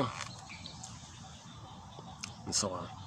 Okay, so now let's read that quote about 1920 something. Look at that, eh? Hey, this guy, what's his name again? Lescar? Repetition compulsion. So this is in the pipeline. This is still coming up in the future. Okay. Repetition compulsion, an instinctive desire for the repetition of experiences. Okay, keep the language in mind. He's writing in 1920 something, so keep that slightly a little bit awkward sometimes. Okay, repetition compulsion, an instinctive desire for the repetition of experiences, even when these experiences, even when these have been of unpleasant character. So you might say to yourself, well, if it's painful, why do I want to repeat it? If mother hurt me, why do I want to repeat that somehow? Why would I do that? Doesn't make sense. Why don't I just forget it? Drop it like a hot potato? No, because it's not part of your story. You don't recognize it. You repeat it to make recognition of it, to formulate it, recognize it, so you can assimilate it and make it a part of your story, and then it doesn't bother you anymore. You don't want to be cursed with this belief that your mother's a monster all the time, and you're living with jungle slogans all your life, not living and loving your life, not trusting, not feeling, not making I statements, not making intimacy and affection, not feeling the embodiment, the golden ball, capacity of the real self, not thinking reasonably. You're thinking in very simplistic either or jungleism terms. That's not natural because you don't have your beingness when you do that. Jungle slogan thinking prevents your beingness. You want your beingness. So this is famously known as, we got to make the transition out of either or thinking and find both and thinking. Both and thinking. Okay, three-dimensional thinking, both and thinking. Okay, the third side of the coin. It's not either or, it's both and. Okay, and we talked a lot about that. Repetition compulsion, an instinct, a desire for the repetition of experiences even when these have been of unpleasant character. The small child's experiences are, for the most part, passive, obviously. Now, okay, this is the play. Oh, hang on, this is the play one. Oh, hang on. Okay, this is the one. We don't cover this play thing when children are playing with their toys. We don't cover that. But hang on, let's see.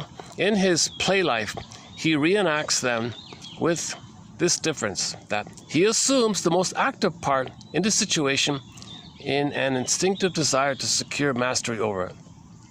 That's sort of the original theory. He wants to master this trauma. So he identifies with the aggressor. No, you've become the aggressor. You're still cursed by it. You're just playing the active side of it. You're not mourning him. You're losing yourself. You're making it worse kind of thing. If he has had the unpleasant experience of persons or objects of which he was fond, leaving him or getting lost to him in ways he does not know, he will reenact the experience and make it pleasurable to himself by throwing things away or ordering them away. Often he will go on fetching and throwing away things until he has thoroughly mastered the unpleasant feelings associated with their involuntary loss previously.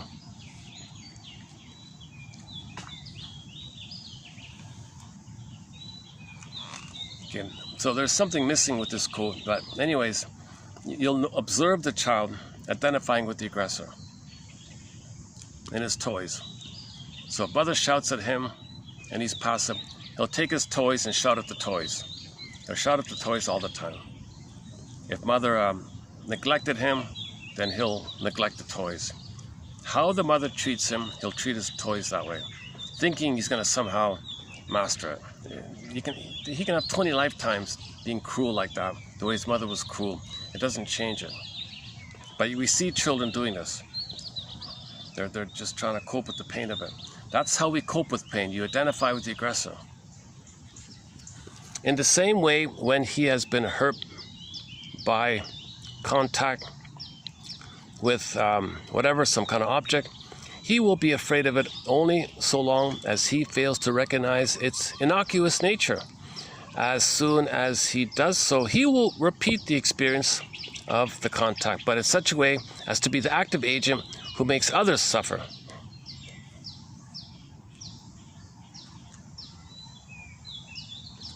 So if the father takes a roll of newspaper and hits the kid or something, at first he might be afraid of the newspaper. Wait a minute, it's just a newspaper. Oh, okay. He grabs it and then hits others. He's the active agent. Thus, even in listening to stories, children will normally identify themselves with those who inflict pain rather than those who receive it, unless their sympathies have previously been aroused in an opposite direction.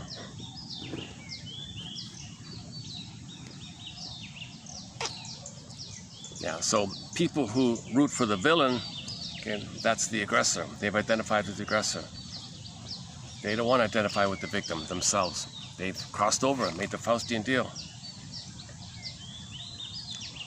Now, some people flip back and forth sometimes when they watch these things. The popularity of slapstick comedy. Not so much now, right? But it used to be popular, right? The Three Stooges. All that slapstick comedy may well have for its origin this infantile desire to identify the self with the active element in situations similar to those in which one has been passive in an earlier experience. I don't find it funny at all. I identify with the human side of it. I don't want to identify with it. I don't identify with the aggressor. I don't think it's funny if somebody's hurting others, everybody's laughing at him or something. That's not the one I wanted to read. Hang on. I missed something here. In repetition compulsion, individuals re-expose themselves to situations which reenact the trauma in a fruitless attempt to master the experience. So if somebody's like, what's his name, Mo or something, Curly Mo or something, Mo can slap Curly, is that right? In 1,000 films for 1,000 lifetimes. He's not going to be healed. He's not going to master that he was smacked by his mother or father. It doesn't work. It's fruitless. In adulthood, the survivor may become entrapped in behavioral patterns that continuously re-expose him or her to the abuse. But he plays the active side.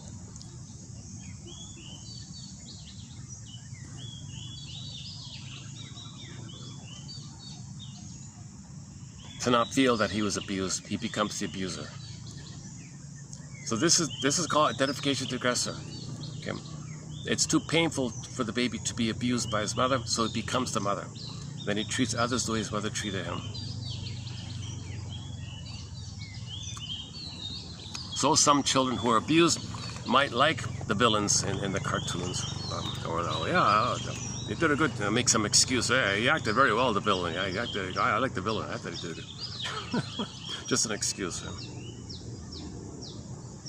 That's not the one. Hang on.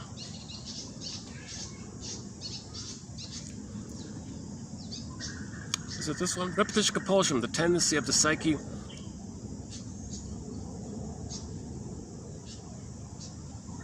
Okay, no, that's not it either. Okay, so abandoned, right? If somebody's abandoned, if the mother abandoned the baby, okay, that person will grow up and be attracted to people who will abandon them. If you won't leave me, I'll find somebody who will. Oh, do we? Oh, hang on. I have that song here. We haven't played this in a long time. There's a short song It's only 45 seconds long, and it goes something like this.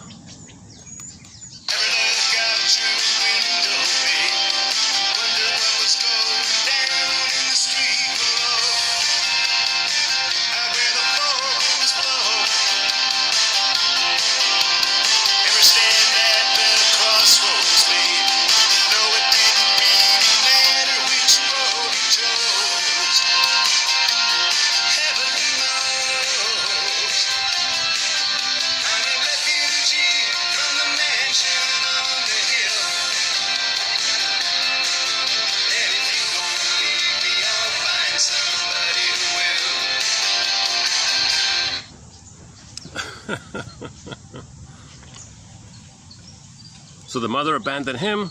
He'll only be attracted to women who will abandon him. One day a woman said, "No, I'm not going to abandon you." He freaked out.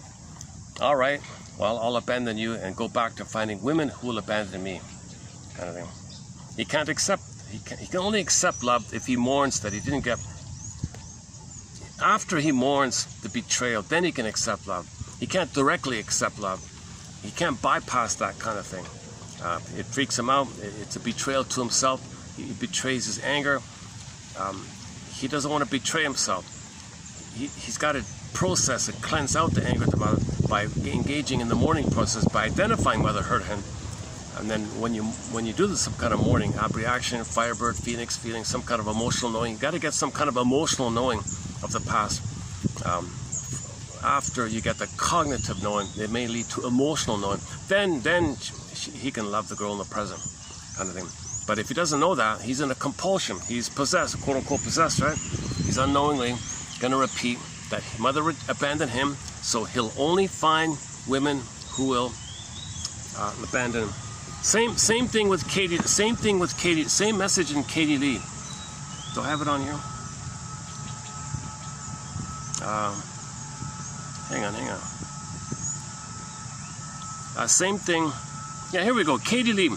The same message. A song called "It Must Be Something Psychological." It's really quite explainable. She says she only likes men who are emotionally unavailable. It's really quite explainable. She's unattainable. It's quite explainable. She likes men who are unavailable because the mother was unavailable. It's really quite explainable.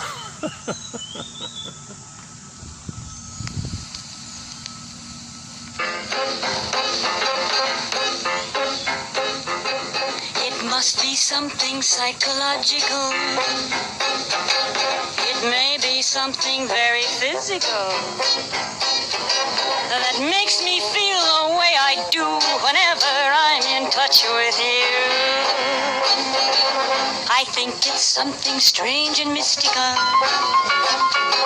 It might be something very chemical. What is this force between us two that makes me gravitate to you? I know you're not my ego ideal, you're unlike my father or brother, but the way I feel does not become a sister, a pal, or a mother. Still, it must be something psychological.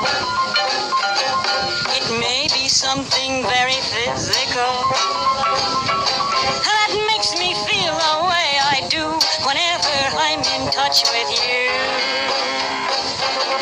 It's something psychological.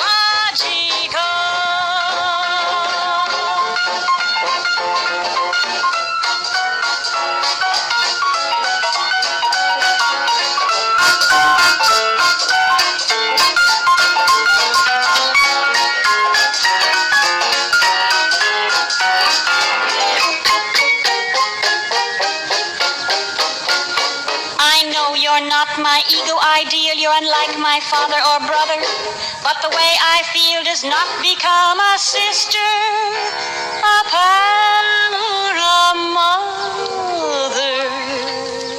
My yearning's really quite explainable. I want you 'cause you're unattainable. Just let me get my hands on you, and then I'll want somebody new. With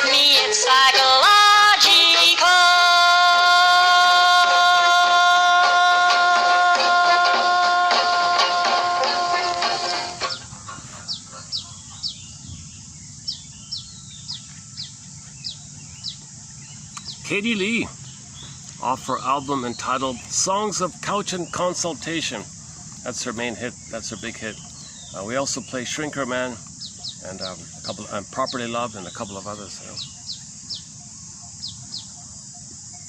Son of a hang on. We have a quote in the pipeline. It might be on the phone I'm holding. That's the problem. Let's double check. Let me double check here. Hold on a sec. Okay, we got one about PTSD coming up. The last scar one. Very interesting, in 1920 something. Was it this one? Was it the Herman one? When a person is when a person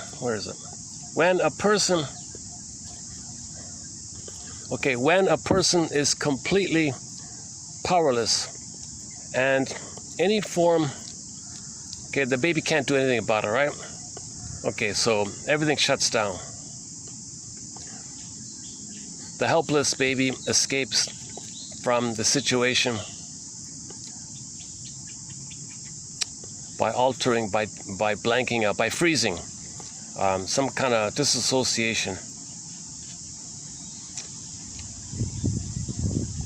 Okay, so one client said, one of her clients said to her, did you ever see a rabbit stuck in the glare of your headlights when you were going down a road at night, transfixed, like it knew it was going to get hit?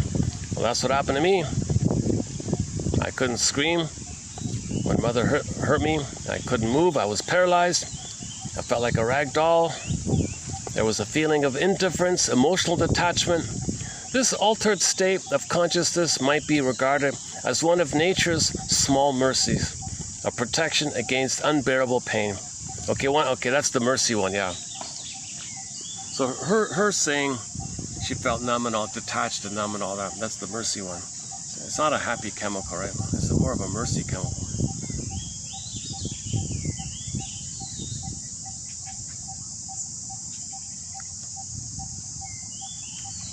Here's another self-help exercise. A very simple one. Think about any aspect of yourself that you don't want to admit, like something about you that you're afraid to admit. Your agency that you're afraid to express, your self-activation that you're afraid to know or something. Your positive traits, your golden traits. And say to yourself, I'm so sorry I ever thought you didn't belong. So think about the potential you have within you. Okay, it's unexpressed. And say to yourself, I'm so sorry, potential. I'm so sorry I ever thought you didn't belong.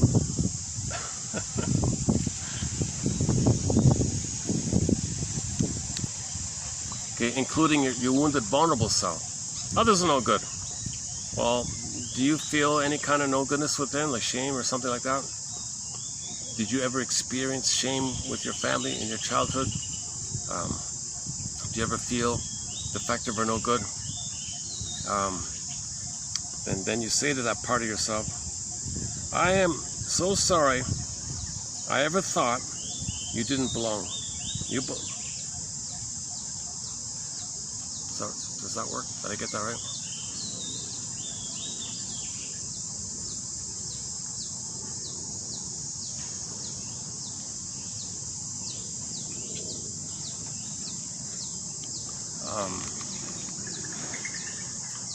A variation of it was, I'm sorry it took so long for me to see you, for me to recognize you.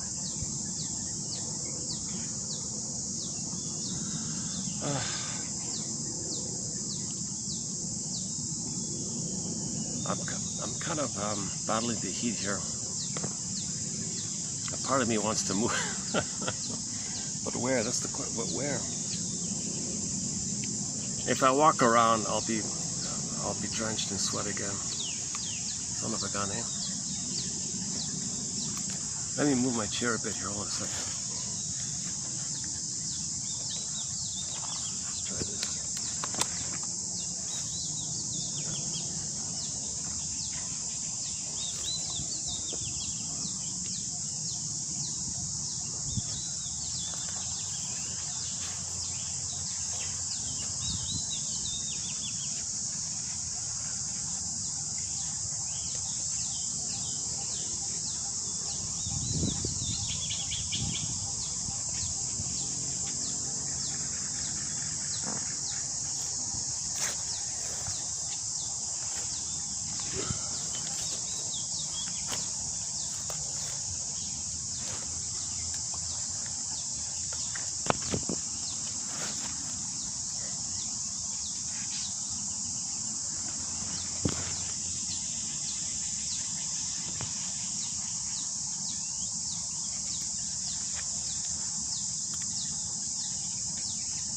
Okay, it's in the pipeline. There's a good quote. It's sort of about this idea that anger goes in, anger at your mother rebounds into your body, leads to psychosomatic symptoms.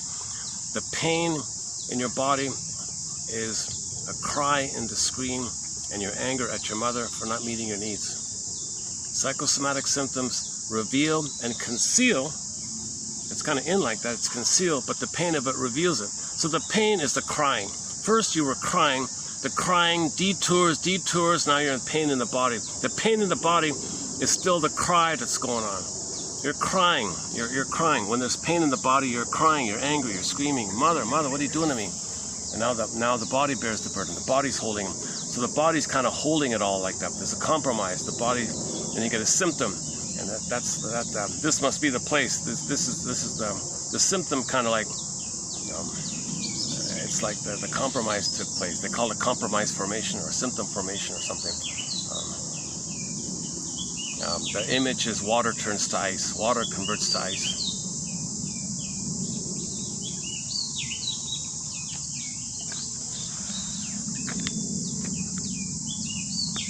Okay, let's just do today's batch here. So this is part 3 on the work of Miss Marilyn Charles. Parts 1 and 2 were pretty good, I thought. Let's see how part 3 goes. A person whose needs and feelings have been overridden by caregivers often learns that survival depends on keeping the overt focus on the other rather than on the self. Such thinking keeps the self from coming under attack, but also keeps the person from developing a sense of efficacy and agency in the world. By refusing to reveal the self, she preserves it, but also affirms her lack of faith in its viability. The act of hiding comes to affirm the sense of devaluation. The double bind is very difficult to overcome, as the very means for survival, i.e. keeping the self hidden, precludes growth and adaptation. Very often in therapy we discover that the humiliating secret that the person has guarded so carefully is a function of having been attacked rather than any real incapacity. The real incapacity that results is an inability to be aware of and respectfully attend to one's own needs. Okay, once again, you experience shame, you feel shame, you are not it. Some people have the secret, no, I'm it, I'm no good, period, I'm no good. No. You may feel kind of like that, called shame. You may feel shame. See, the baby blends it too much. The baby's being and doing, it's kind of confused. That's why mothers have to be careful when they say, don't touch that. Babies think, don't be that. Doing that's wrong, I'm no good. The baby's confused their being and their doing too much because it's too early for the mother to criticize the baby. So mothers have to kind of make it clear, no, you're great, you're Superman, you're Aquaman, You're the star. All right. You're the Fonz. You're the powerful, magical character. That's great. Now this thing that you're doing, putting the fork in the socket like that, that's going to be a no-go. Let me just gently distract you. But you're Superman. You're awesome.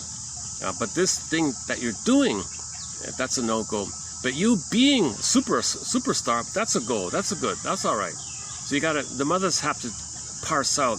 The beingness is acceptable, but the doingness is not acceptable like that. But mothers get lazy. They just say, "Don't do it," and leave it at that, not knowing that the baby thinks, "Wait a minute, don't do that means don't be. That's no good. That means I'm no good." Babies think like that. So when mothers do that, people may grow up with the secret. It's called secret shame, hidden shame. I'm no good, I'm defective. No, that's not true. The issue is your mother didn't parse out for you that your doing was not allowed, but your being is allowed. And you as a baby didn't know how to parse that out, because it's too early for babies to. Babies fuse their sense of beingness with their doing. Their doing and their being is too blurred up like that.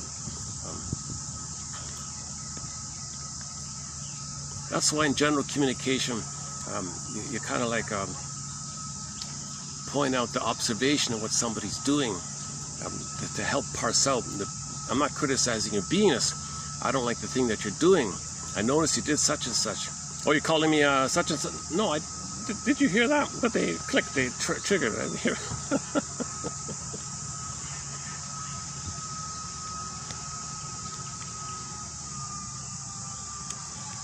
Okay, so that point was made a couple of years ago about that.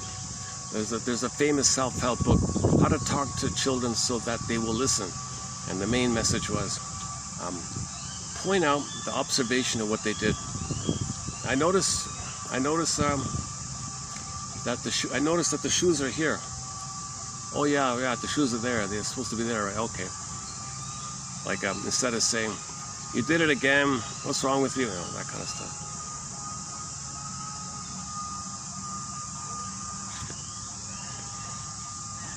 Oh, symptoms. We are always caught between the desire to know and the desire to not know. Symptoms may be seen as a way of making something important that we have not been able to more constructively manage or work through. So we want to know, we don't want to know, the symptom is the compromise. The symptom provides us with a way of remembering without forcing an awareness that might be too much. So the symptom is trying to help you to remember. The symptom is knowledge to remember. It's information to remember. It's an event. Something happened. You're remembering. The symptom is trying to help you to remember, but at the same time, you don't want to know. You want to know and you don't want to know. This marks the spot kind of thing. There are some experiences that are difficult for us to know about in words, perhaps because the event occurred quite early, before the advent of verbal symbolic knowledge, or because the event was too traumatic to be able to encode in this form. So pre-verbal trauma, overwhelming affect makes it difficult to organize our experience. Okay, an emotional tsunami, Philip Bromberg calls it, an emotional tsunami. Trauma.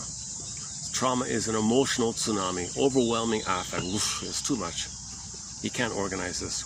So that traumatic memories tend to be encoded at the sensory motor level as body memories, somatic memories, or quote symptoms. Symptoms means somatic memories. The body remembers. The famous book, right? The body remembers. Symptoms. Somatic knowledge. Body memory knowledge. Okay, so just again, just another quote in that kind of area. We're afraid to know.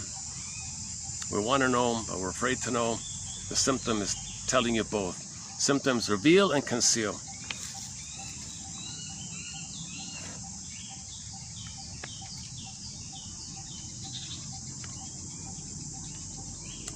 When something has been shattered, that has foreclosed development, okay, trauma fixation, let's say, Moving on is problematic at best. When something of value has been lost, moving forward feels like closing a door and leaving that something behind forever. This type of letting go can feel like one more rupture and can seem unendurable. Okay, yeah. That's why people cling to their trauma fixation. That's all they have. You want them to let go of it with nothing else, with nothing better kind of thing, or without mourning. When something of value has been lost, so your soul has been exiled. You lost your soul. It's not like totally gone or anything, it's just lost. That's something of value, your beingness, your embodiment. Okay, Snow White's in a coffin. Snow White's in a coma. So if you try to develop, if you were to think like you could go forward, wait a minute, what about my soul? I'm going to lose my soul forever? I can't do that. That's unendurable. That's unendurable. Let me stay with the trauma. At least it's the link to my soul. I can't like move forward because that implies I got my soul, but I didn't get my soul. And if I'm supposed to move forward without my soul, that's unendurable because at least the trauma fixation links me to my wounded soul. So that's why they're kind of stuck. That's why it's a fixation. They're kind of stuck like that. That's why self-help slogans don't work. Oh, get over it. What's wrong with you? All this behavioralism stuff. It's like that.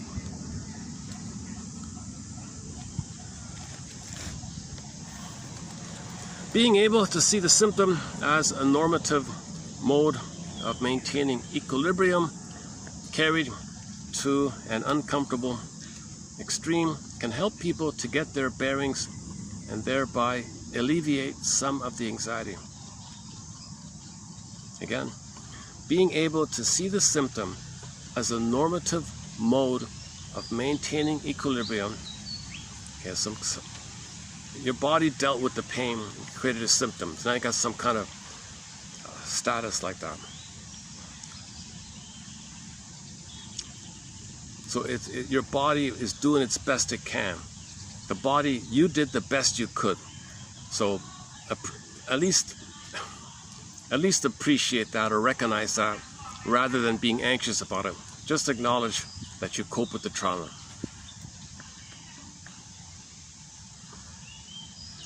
And don't as the anxiety over the symptom abates. So it's bad enough that we got pain from the trauma. Now do you want to have anxiety and worries about the pain? That's Miss Claire Weeks' main message, right? So it's one thing to have the trauma, but you're compounding the issue if now you panic around what are the effects going to be by having this trauma. Now you're worried about the effects, and now that adds worry on top of the problem. So the extra worrying, that's like another layer that you don't need.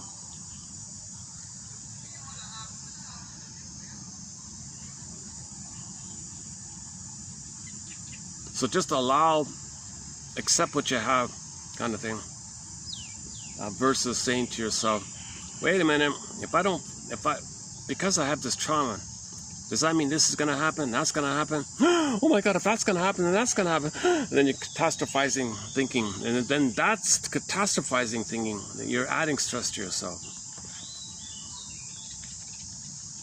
Yeah, I think that's common knowledge at that point, right? That one there. Yeah. But her name is her book is called something anxiety. Oh geez, I forgot the name of it. Help for your help and hope for your nerves, or something like that. Written a long time ago, a basic message like that.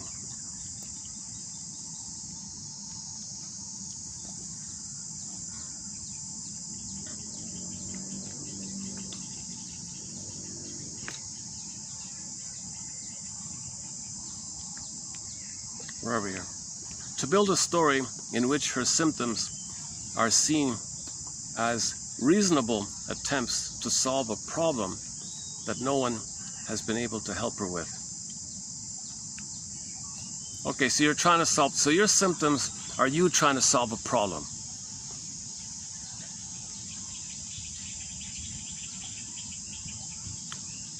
Okay, next one here.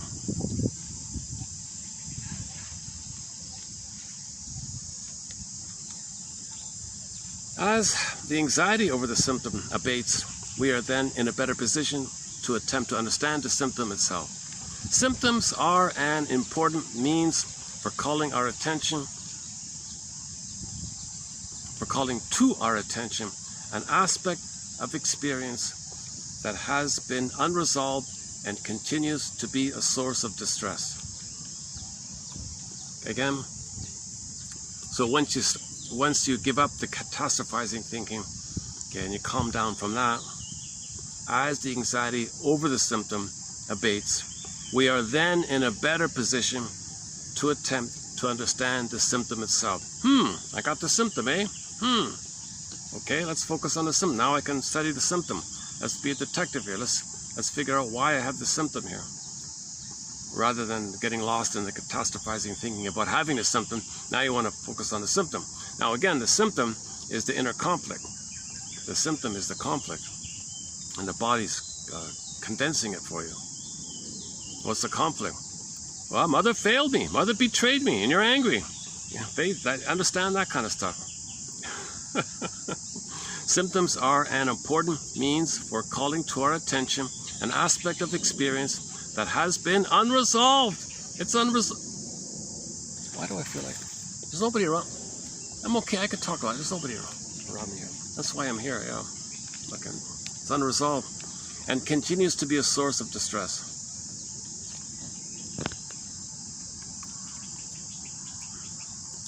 Okay, somebody named Feldman, 1995, says, quote, the narrator. So as you're free associating, trying to tell your story, you're the narrator. The narrator herself does not know any longer who she was, except through her testimony. In itself, the knowledge, where is it? It can only happen through the testimony. It can't be separated from it. Again, that's the importance. I've got to find words for it. It's all about finding words, finding some kind of story. You can't just let it be in the body. If you just leave it in the body, then there's no testimony. You can't heal without the testimony. Is that your testimony? Is that your story? We got to find our personal story. From this perspective, it is only through the process of narrativization that the subject emerges. So you find your subjectivity, your personhood. As you're telling your story, you're finding your subjectivity. As you're knowing yourself, you're finding yourself. As you know yourself, you find yourself. A positive cycle like that. Know yourself, find yourself, no, like that. For the traumatized individual, finding sufficient space within which to encounter herself and bring together the bits and fragments that have remained unlinked is a precondition for that process of narrativization to begin. Okay. So this is the hardest thing. This is the greatest resistance to healing. People are afraid to meet twice a week in a circle, in a quiet room. You sit on a pillow or something. Equally, set the intention, ritual, okay? Call in the directions, smudge, whatever. Do some kind of intention, some kind of little ritual like that. And you have some psychoeducation about it, about talking circles. So you got the eagle feather. You bring in the eagle feather, and each person says what they need to say. Free associating, you feel safe. It's safe because we all know we're wounded and trying to heal. Now, and I read about this. I looked into this a little bit. In the 90s, these circles, these talking circles, were big. They were all over the place, talking circles. And I agree with. I think the obvious thing of what happened. Now, my guess of why they all failed, or mostly failed, because there was no screening. There was no screening. people who are going to attend a circle cynically, looking for lackeys, it's going to crash. Because people are trusting and vulnerable. Bullies are looking for lackeys. And they come in and bulldoze or whatever. And then everybody runs away, everybody falls apart. Maybe he catches a few. He only wants one lackey, whatever. He'll take as many. So they all fell apart because there was no screening. No screening. No screening. I briefly, I noticed that myself. I tried to participate briefly. And then the first day, oh, it looks promising. The second day, the bully type came in. And oh my God, you can't. Nothing's gonna. Now it turns into a club. It turns into a boy, sports and beer and club. It just turns into some vulgar, verbally insulting kind of thing. Some people are drawn in, and even the organizer he's the guy that invited. What the hell? And I'm not gonna. They're not following the protocol like that. They're not following the spirit of the circle. They're using the idea of circles as in a club-like mode, to finding like-minded people who are perverse and bullying and sick and all that stuff. Oh my God! And I found out briefly, like a short time later, the thing totally disappeared or something. But they so there's no the organizers of this. If they're sincere, they follow a protocol, but it's flooded with the demands of people who are looking for supply and lackeys or something. So there's got to be a way to screen out temporarily. You can't start off a safe space with bullies coming in. You got to have like a fence there or something. And maybe later on, if a group is established and people are strong and healed, maybe then they can allow in one bull, and the whole group can help the one bull or something. If that maybe that's the only kind of case scenario where you might allow a bully into a circle like that. If everyone else is stable like that, to contain the bull, kind of.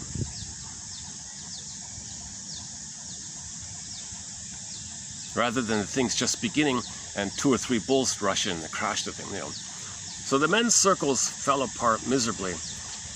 But the guys who wrote the manuals, I read it once. They have protocol, ritual, indigenous people inspired it, talking stick circle.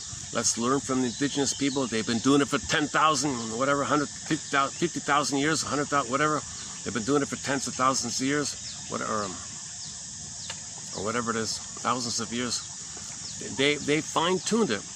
And we have some clues from it, Set the intention, smudge, call them the directions, create a safe tone.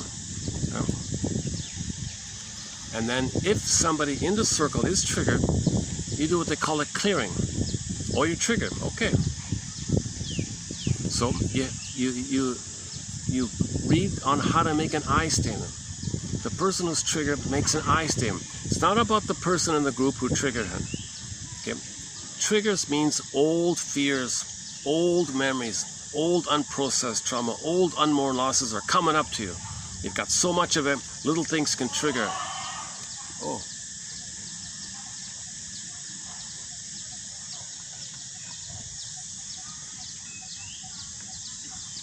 And I asked around about that. Shouldn't there be some kind of screening?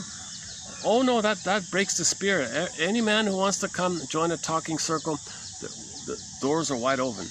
You gotta be kidding. You gotta be kidding. It's too early. It's too you don't have anything stable for that.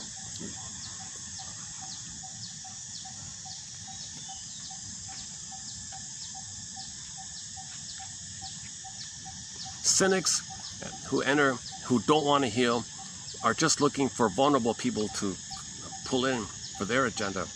So the bullies are wannabe cult leaders. They want to find members, so they go to these self-help things, looking for that. And I noticed myself some little thing like that taking place. Oh, this is not it. This is not it.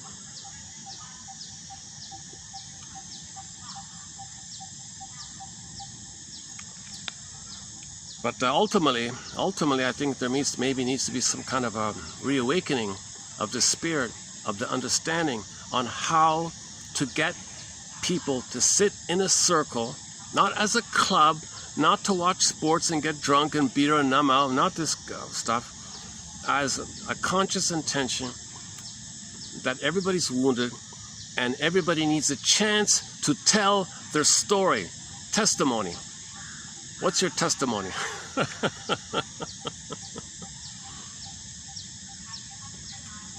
Actually, I've never played Fairbairn's song Testimony. I'm not even sure what it's about. One of our musical voices is Fairbairn. I'm not really a big fan of this song personally, but why don't we play that Testimony song? Just to have the word in mind, kind of thing. It's okay. I'm not really a big fan.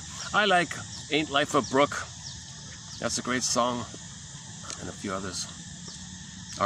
Our Purpose Here and Misty Mountain and things like that. Okay, Fairbairn, F-E-R-R-O-N. Okay, Testimony. Actually, it's the name of the album, I think of it. Whatever, yeah, Testimony. Album.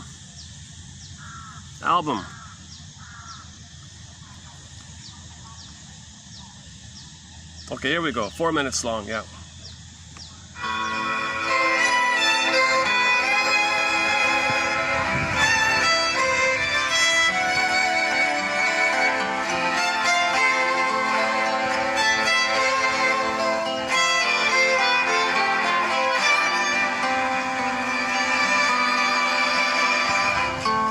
There's godlike and warlike and strong like only some show, and there's sad like and mad like and had like we know, but by my life be I spirit, and by my heart be I woman, and by my eyes be I open, and by my hands be I hold.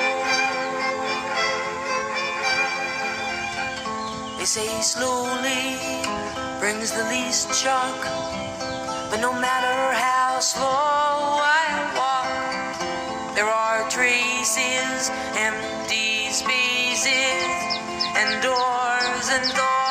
But by my life be I spirit, and by my heart be I woman, and by my eyes be I open, and by my hand be I hold. You young ones, you're the next ones, and I hope you choose it well. Though you try hard, you may fall prey to the jaded jewel, but by your lives be you spirit, and by your heart be you women, and by your eyes be you open, and by your hand be you hold. Listen, there are waters hidden from us. In the maze we find them still. We'll take you to them. We'll take you young ones. May they take their own in turn, and by our lives be we spirit, and by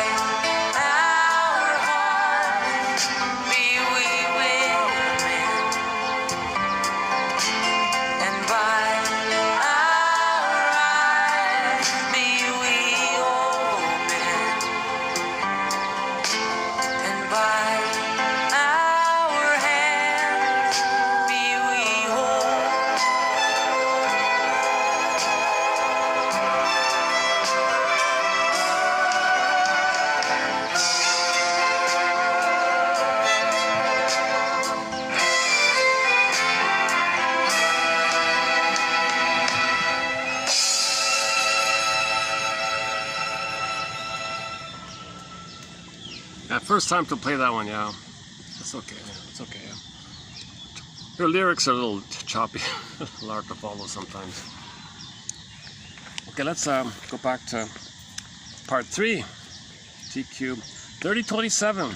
So we're currently in the middle of it here with Mr. Feldman. The narrator herself doesn't know any longer who she was, except through her testimony. Tell your story, free association. You know yourself as you put words to your experience.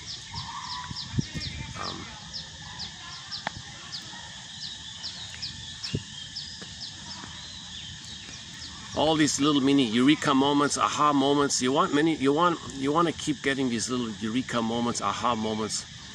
You want to continuously get these finding your story. That's your testimony. Narrativization, she calls it.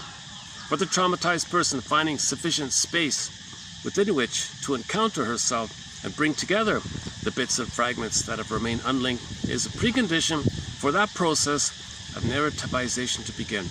Okay, sufficient space. Okay, a safe space. Okay, that's why you got 8 to 12 people sit in a circle.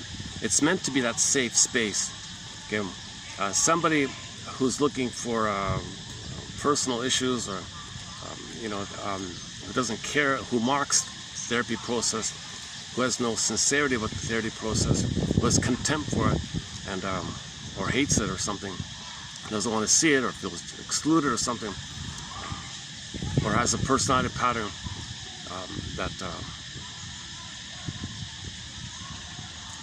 that they've identified as aggressive. Oh, they want to heal? Well, when I was a baby, I wish I could have healed. My mother crushed it. They want to heal? That's me trying to heal. I'll crush it. Same kind of thing. So that's why there's got to be some kind of screening. Actually, Mr. Sifinios, he talks a lot about that. He's the guy that came up with the term alexithymia. Although I'm not sure if anybody would want him in a circle. Oh my goodness. So there's a conscious intention. We're wounded. I admit I'm wounded. I admit I'm wounded. I admit he's wounded. We're all members of Homo Traumicus. We all need a safe space to tell our story. We all need narrativization. We all need our testimony.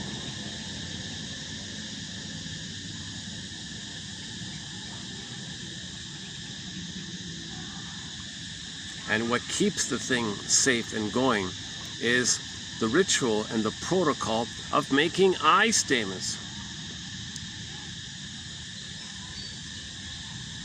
Somebody with the bully pattern mocks it immensely because there's no I there.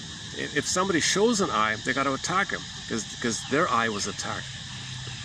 So that's why it's never safe. It's never emotionally safe. Remember, traumatized bullies and other types, they're in a demand kind of thing to create a fusion, a narcissistic fusion. They want to fuse with somebody to resume development. They never got the oneness with their mother. They were prematurely ejected out of the mother-infant dual unity, out of the egg. They want to pick up there. They think they can't. They can't, but they think they can. But no, you can't. It's not the nursery. Nobody in the present can be the breast mother for anybody. Never. But that's what they're trying to do. They want to force that kind of thing.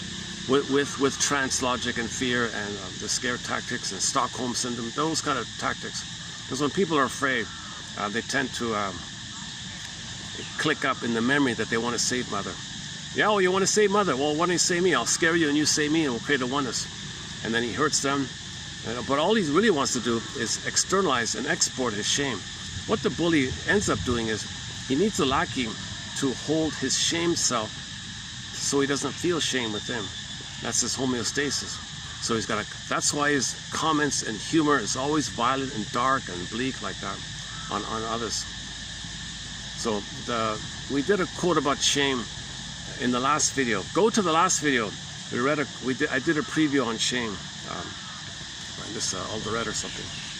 Okay, next one here. Okay. Okay, let me be a little bit lazy today. I'm not going to do Melanie Klein's theory about the positions, but Melanie Klein has a theory about the positions. We begin off with the paranoid schizoid position, psychic splitting and projection. No mother's perfect. The baby's bound to temporarily use psychic splitting.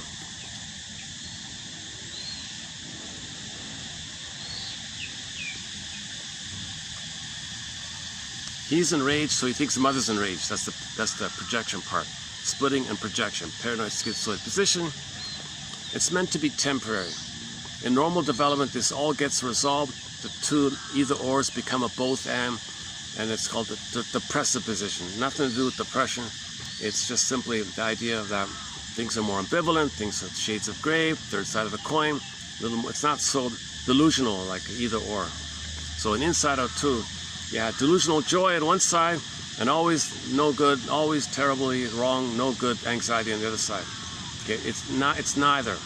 Okay, that's why in the conclusion of the film, okay, you saw a new sense of self when you held the tension of the opposites, and a new sense of self includes, it's inclusive. So the other false sense of selves disappeared, and you had an authentic sense of self that's deeper and broader like that.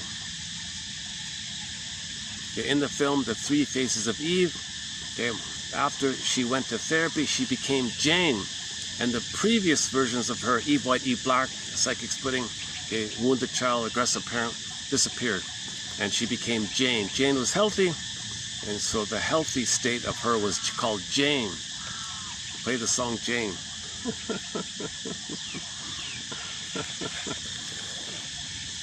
This is kind of, I'm not usually online when I do these things. So let's just, can we dig it up here? Jane. Oh, hang on, what's going on here? What happened? Okay, I'm so used to this thing.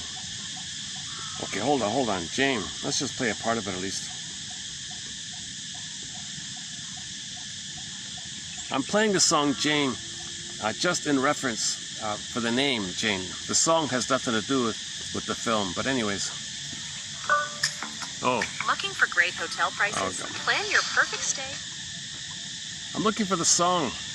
You're interrupting.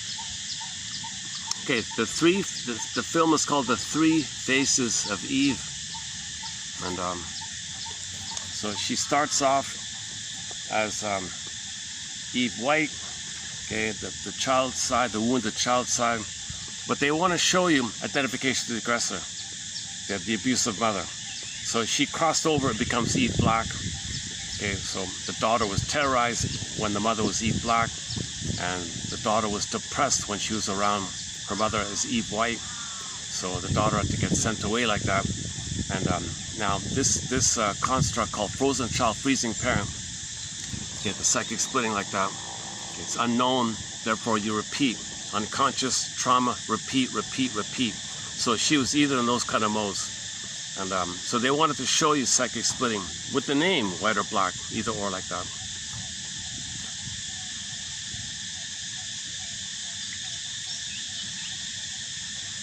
Okay, so she went to therapy for 3 years with the cigar chomping fellow there, and standing in for Mr. Freud. And 3 years later, Jane appeared. Where's Eve White? Who? Where's Eve Black? Who? Calling hypnosis, calling Eve White. I don't know what you're talking about. Where's Eve Black? They're gone. Because when Jane is there, the either or thinking is gone. When you find both and thinking, okay, then either or thinking is gone. When you have both and thinking, then either or thinking is gone. The both and thinking is called the depressive position, and the either or thinking is called the paranoid, schizoid, wackadoo position.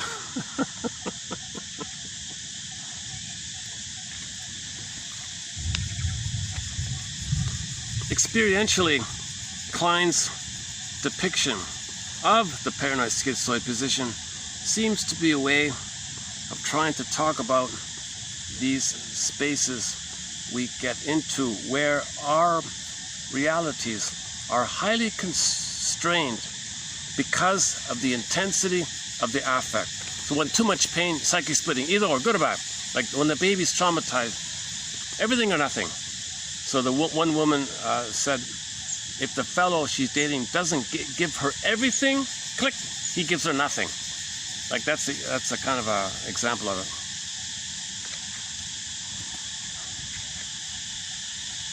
So her mind is either or. So when a man comes in, is it going to be either or? It's going to be everything or nothing. You have could be everything. No, it's nothing. Either or. Like so, she's coming from the template. She's coming from the blueprint. She sees things. The lens. She's going to see everything through that lens. The lens is heaven or hell. Okay, fellow I'm dating, you're going to give me heaven? No, it's hell. She can't accept ambivalence, the third side of the coin. He's human, he's got benefits, he's got disadvantages. Can she hold, the two sides? No, everything or nothing. Kind of, that's her mind is like that. That's the paranoid schizoid mode. For more on that point, look up Minerbo, Marian Minerbo on YouTube from Brazil. From Brazil? Yeah, from Brazil. Yeah. She normally writes in Portuguese, but the lecture she gave was in English. It's on YouTube. Yeah. Unfortunately, none of her books are in English, which is a pity. She's got another very good short talk on narcissism. So there are two clips. There are two little audio clips of her in English. One on narcissism, and the other one on that one there.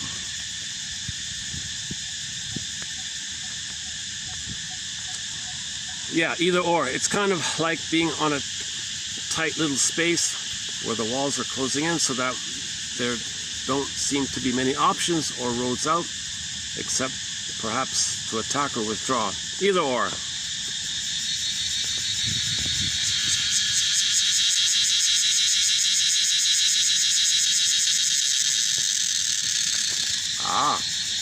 I need a translator.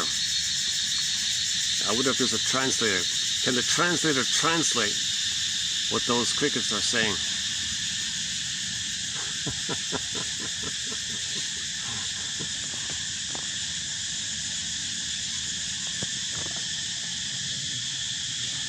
Okay, hang on. So for example, think about when you have a transference reaction to someone.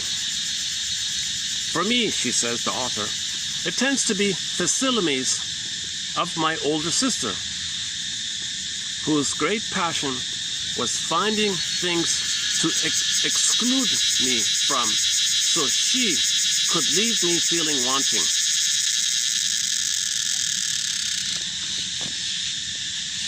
Those are healthy crickets, huh?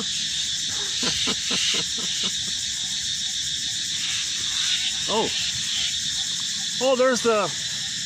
Oh, I missed it. Oh, son of a gun. Oh, the baby alligator was right behind me.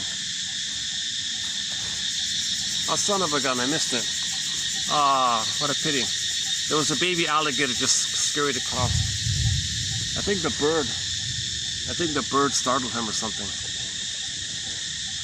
Oh, okay, maybe next time,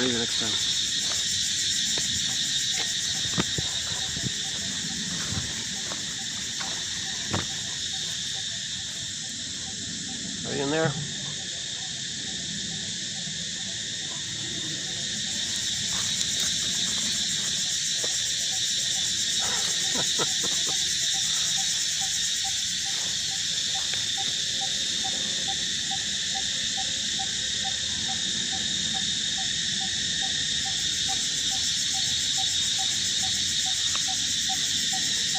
Okay, so she talks about her older sister who bullied her and criticized her and neglected her from things. Okay, so that means in her life, if somebody has a little personality like her sister, whoosh, there's her sister. Like emotionally, she relates to the person in the present who has some resemblance to the sister. There's my sister, I'm going to be angry with you, I'm going to ignore you, either or, like a constraint like that. A triggered kind of thing.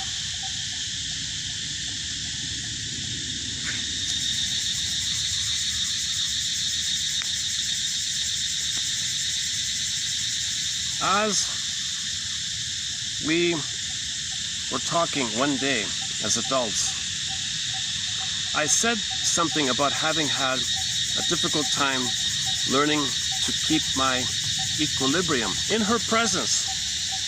She completely surprised me by smiling and saying, "Well, that was the point, sister." Okay, so yeah, so she confronts her sister when they're grown up now. Now they're in their 50s or 60s. "Hey, older sister, I'm 60 and you're 65, let's say. You know, when I'm in your presence, I'm shaking inside. I have a hard time learning to keep my equilibrium." "Of course, that's the whole point of it all, sister." Whoa. Wow. That's sad stuff, eh? That there'd be so much hate and animosity between sisters like that. That's kind of sad, right? So the younger one becomes the therapist, huh? Now, she's not a medical doctor. She's only a PhD, I think. But she's a clear writer. Okay, from the depressive position, good and bad aspects can each be accepted and taken into account, both and. I can hold it too. This position involves being able to renounce our hope that we might be able to sit on one side without the other. Yeah, you don't choose anymore. It's both and. There's no either or. Okay, that quote I just read, I have a bit of a question mark. There seems to be two things going on: the psychic splitting of the paranoid schizoid position, the constraint of it all, and her being triggered of the transference that somebody in the present. Oh, what's that? Oh, I got one of those red ants on me here. Hold on. Okay, there we go. All right, I got a spider, red ant, baby alligator. What else? I can't see them, but I can hear them. I have nature deficit disorder, so that's why I'm so. It might seem silly. Why is he talking about these little things? I'll tell you, I would rather pay the extra fee, do the video in the park, in the sweat, than bounce around in some other venue. I'll bring more ice next time. Although now things are okay now, yeah. All right.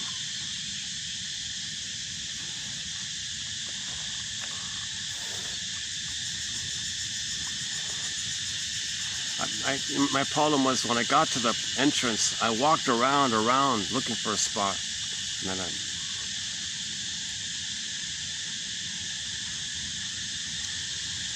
I gotta get to another entrance, a nearby entrance. All right, anxiety. Okay, last one here. Here's somebody quoting the author.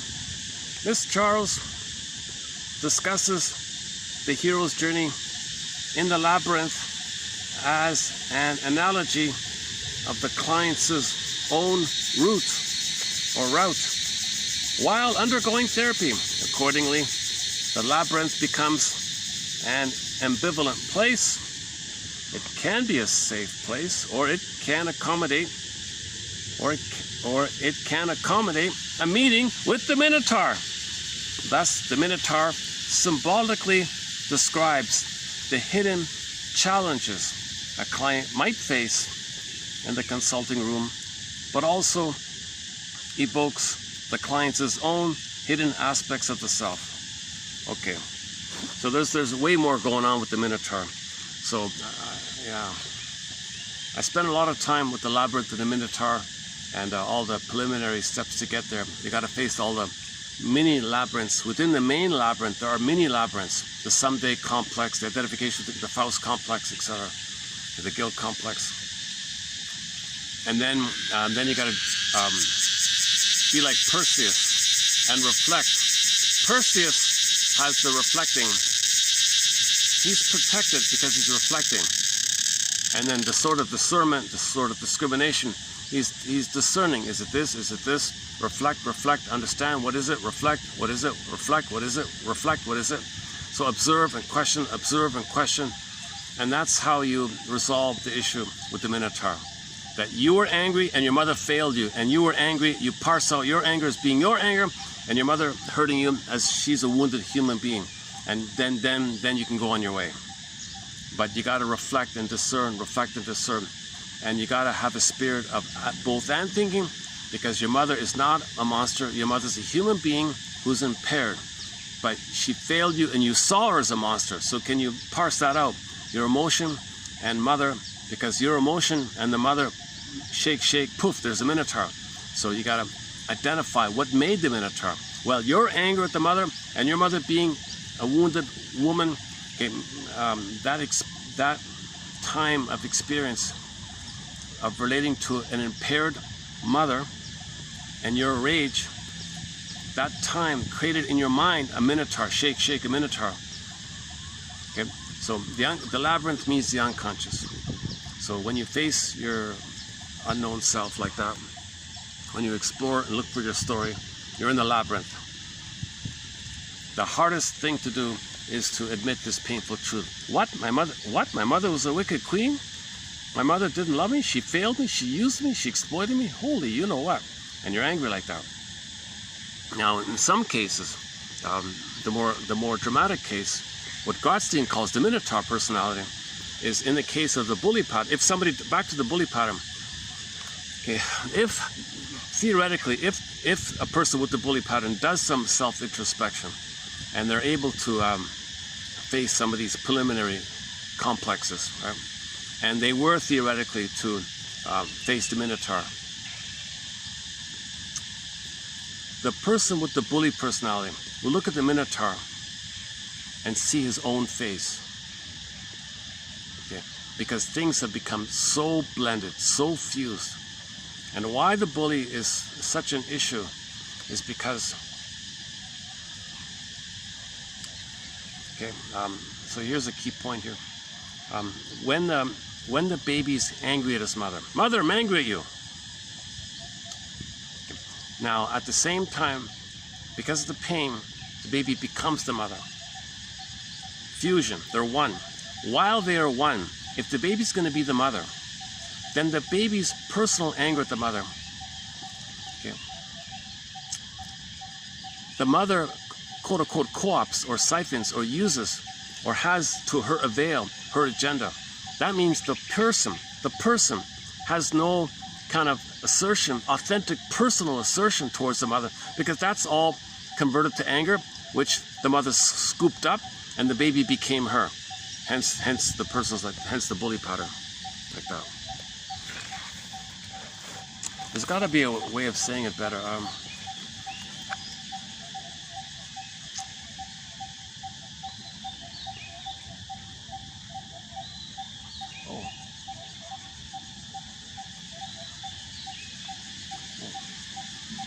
Something just fell down on me.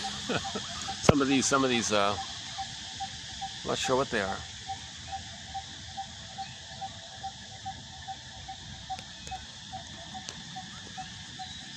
Talk about nature deficit disorder. I didn't know that bamboo trees have some kind of berry-like.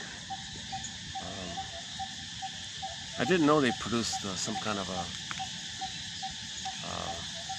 Looks like little fruits or something. I don't know if they're edible or not.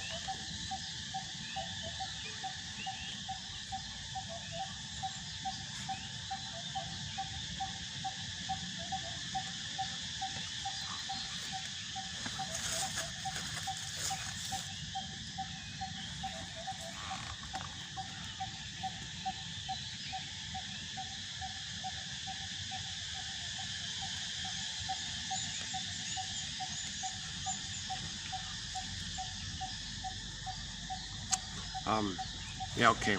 So if the baby becomes the mother's rejecting him, right? So he's going to reject himself. Simultaneously, he's angry at her. His anger at her cycles in and fuels in with the mother hating the baby.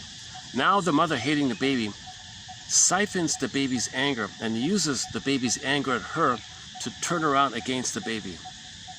Now the baby becomes the mother. What's left of him? There's nothing left of him. So the bully pattern has got a lot of tension, a lot of body armor, a lot of anger. They may or may not have muscular body tension, just it could be, but and it doesn't mean that if a person does have, musculature like that, tight muscles, that necessarily means that. So it's not that simple like that, but that's why if somebody with the bully pattern or the Minotaur personality enters a men's circle, they have no self or agency or place of assertion for themselves because they're the mother. There's no I there to be. So they can't be in an I circle group, like a group that makes I statements. They just come in and need to find any signs of vulnerability to criticize, because that's their soul, and their soul is their mother, and they're attacking the mother. So vulnerable people are seen as their mother, put it that way. So people trying to heal, poof, there's my mother, attack, Minotaur, things like that. That's why the men's circles fell apart, I think. Somebody made that comment. That's what clued me in on it. I skimmed around about this, and nobody had commented on this. And then I read the one comment, why is there no screening? Well, that defeats the spirit of the men's movement. Yeah, the men's movement, we're all going to help each other. So you can't exclude, that's not nice. If somebody wants to heal, yeah, but how do you know they're healing? Well, who are you to judge? How do you know, who are you to decide if they're a bully or not? Let's have a bit of 101 reality here. If somebody's constantly, if everything they say is violent or something,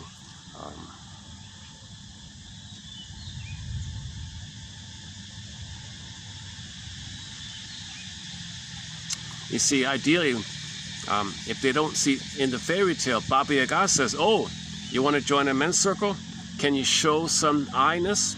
Can you show both and thinking? No, then you can't go forward." See, there's no in the daily modern life. We're not learning from Baba Yaga. Baba Yaga says, if you want to heal, if you want to face the Minotaur, before you do that, you got to show some sense of both and thinking. If you think in a jungleism manner, no, you're not going to heal. If you still are so enraged at your trauma and you haven't developed enough psychoeducation, some kind of reflection, some kind of personal work or some kind of inspiration somehow, somewhere, somehow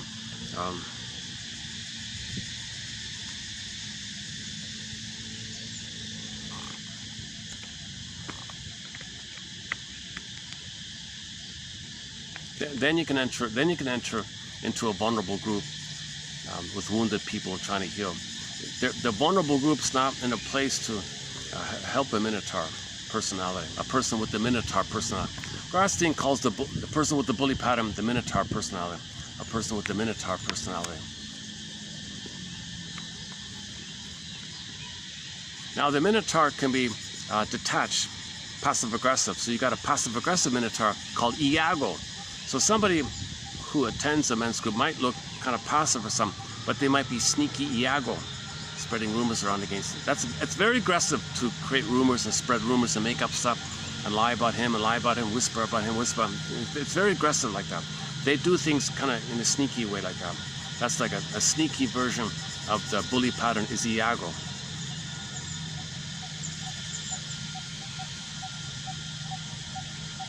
Iago's filled with envy. Iago's filled with ennui, no hope, like that.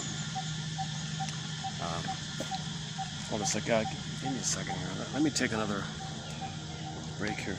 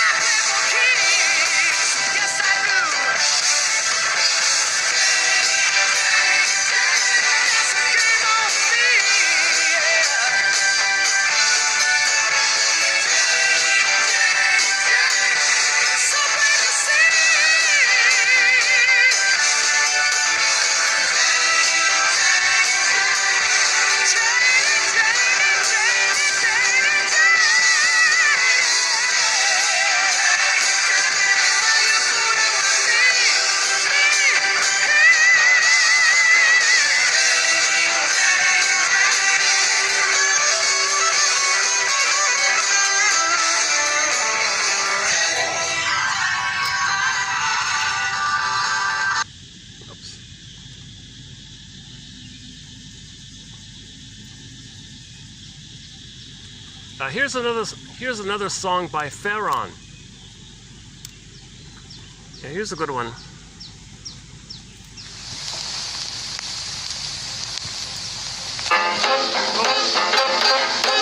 Oh, hang on. I missed it.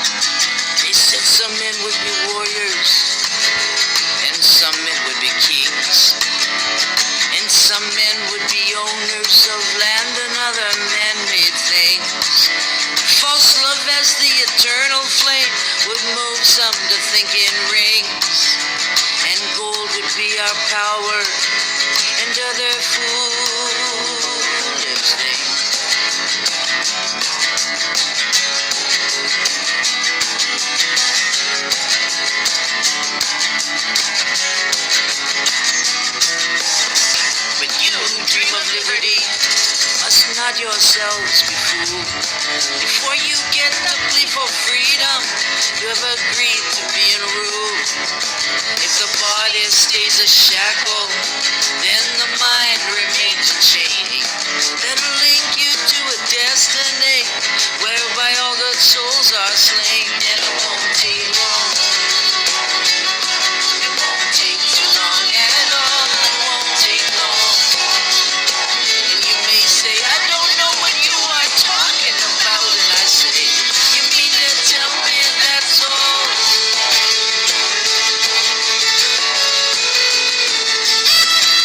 Of 3 men in a desert wandering, one is knowing and 2 are scared. They say time is in the river, but the river is not there. Dry in spirit, dry in body, who will lend themselves to death. And in grief one weeps into his hands and drinks his bitter tears, 'cause it don't take long. It don't take too long at all. It don't take long. And you may say, I don't know what you are talking about. And I say, you mean to tell me that's all?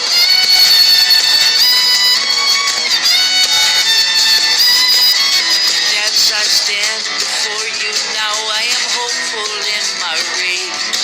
You know love has finally called for me. I will not wilt upon its stage, but still smaller than my nightmare now do I print upon the page. Do we have to live inside its walls to identify the cage? 'Cause it takes so long. Why does it take so long? But it takes so long. And you may say, I don't care what you're talking about. And I say, are you trying to say you don't belong?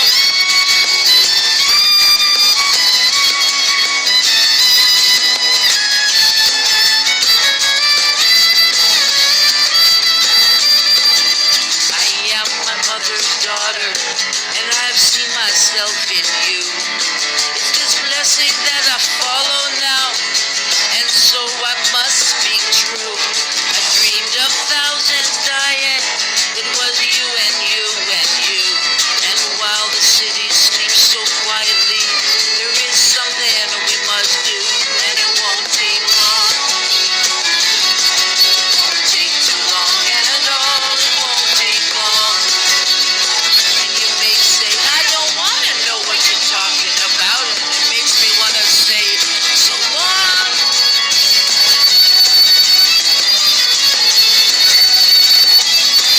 'Cause grief shall come in measures, only grief alone will know. And you'll see it on your family, on your own face it will grow. And they'll try to keep you hungry, and then they'll tell you to eat snow. You know pride can be a moving thing if you learn the strength of no. It won't take long. It won't take too long at all. It won't take long. And you may say, I don't think this has anything to do with me. But did you ever think you could be wrong?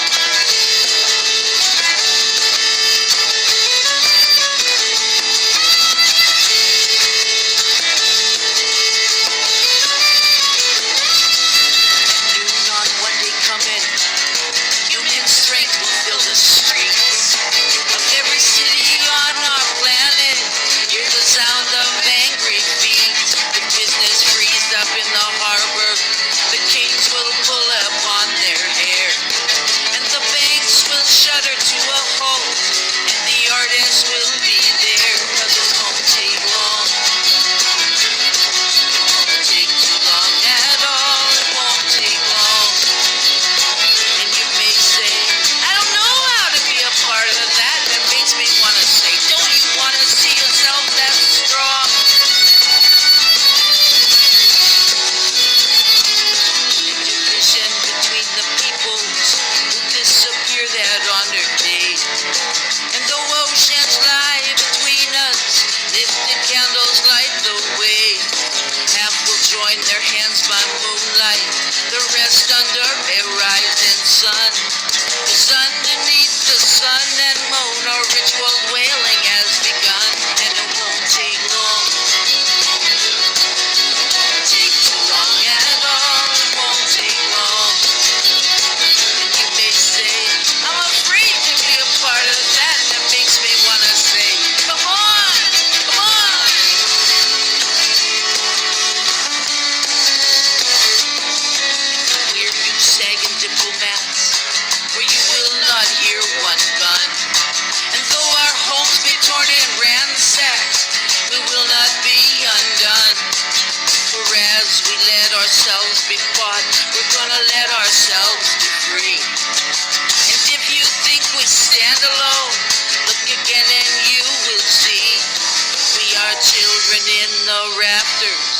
are babies in the park.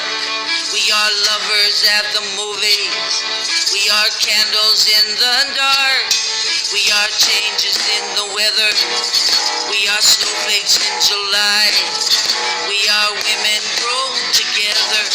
We are men who easily cry.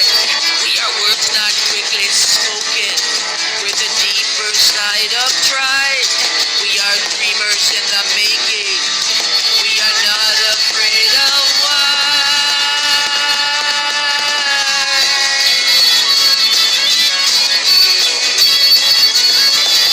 I will not be complacent. I will not be complacent. I will not be complacent. I will not be complacent. I will not be complacent.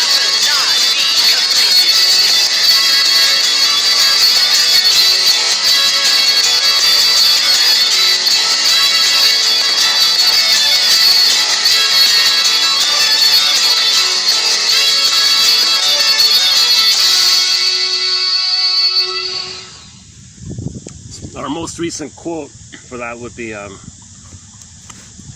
apply that a little bit, that spirit a little bit, that you're a person as a child who felt the burning, biting feeling of shame. But that doesn't mean you're a shame person, like you're a shame-based person, your identity's shame. So have that kind of like, effort to make an effort to understand that children don't parse out their being and their doing. So when mother says, don't do that, they say, I'm wrong, I'm no good, my being is no good. Your doing is no good, my being is no good. Children take that fused, they fuse it. And then now, like the song says, have some courage to unblend from that. And don't be complacent and all that, and come on, you don't want to live with that dysfunctional false belief. So her line was, the belief that you're no good is a lie. It's a lie. So she's saying, come on, you want to face this lie. I don't know how to face that lie. Come on, face the lie. It's a lie. It's a lie. No baby is born defective or unlovable. Or every baby has a birthright for a loving mother. Every baby has a birthright for a loving mother. And the associated follow-up was you take a photo of yourself as a little child, and hang on. Is it here? Oh, it's in the phone. Oh, it's in the phone. Yeah, let's read it properly. It's find a photo of yourself when you're a little child, and then ask yourself, was it right for that child to have been fill in the blank, ignored, mistreated, shouted at? You say, of course. You say, no, of course not. That's what she's talking about. Say, of course not. So is that child no good? No, of course not. Hold on a second.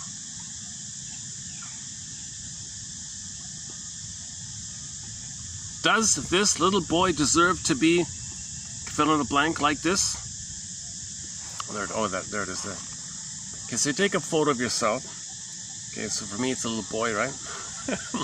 I look at the little boy in the photo. Does this little boy deserve to be, deserve to have an impaired mother? No, that boy didn't deserve to have an impaired mother.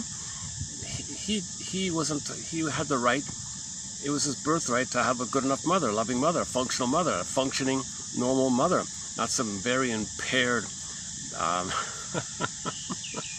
he got it, we get it. Well, isn't that compassion then?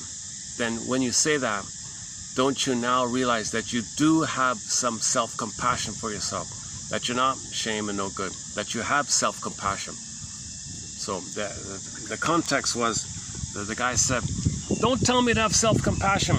I don't like when you say that. That's an overused, tired, self-help cliche slogan. Have self-compassion for yourself. I don't like that. Okay, well, hold the phone here. Hold the phone here. Take a photo of yourself. Look at the photo. Was it right that little boy you see in the photo, was it right for him to have been shouted at, mistreated, ignored, put aside, unattended to, left waiting, left crying or something? Was that right for that to have happened? Of course not. Isn't that self-compassion? Oh, okay.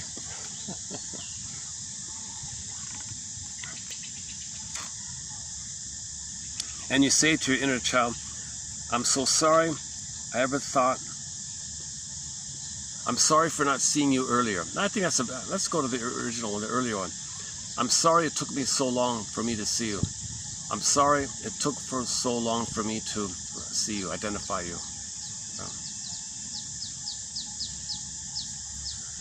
That's funny. Now I've calmed down a little bit. After 3 hours of sweating, I've finally calmed down. Look at that. Maybe during the past 3 hours, all my fidgeting, maybe I worked off my anxiety. Now I've calmed down a little bit. I only have 4 hours. I only have 4 hours of battery, anyways. In this case, maybe 3.5. 33%. Let's walk over to the water part.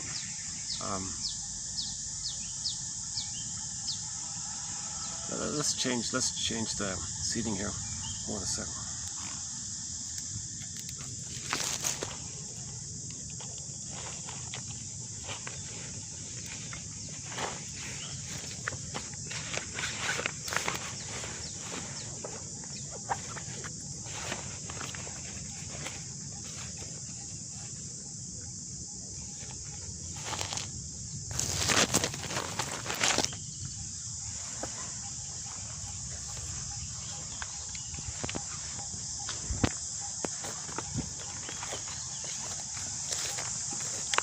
Wow.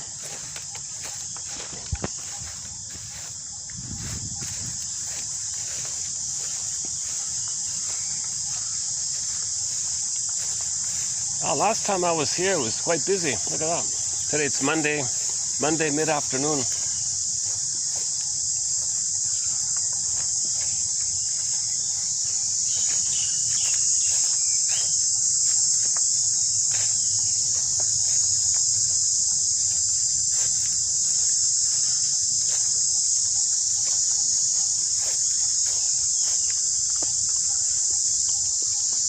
Whoa, whoa, whoa, whoa. Oh, it's baking here. Oh my God. Okay, let's get some shade.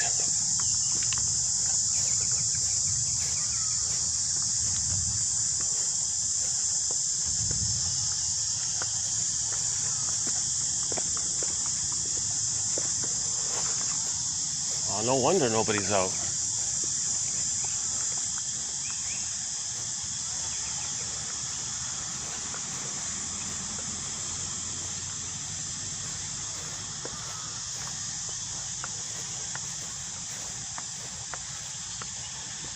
But just right here.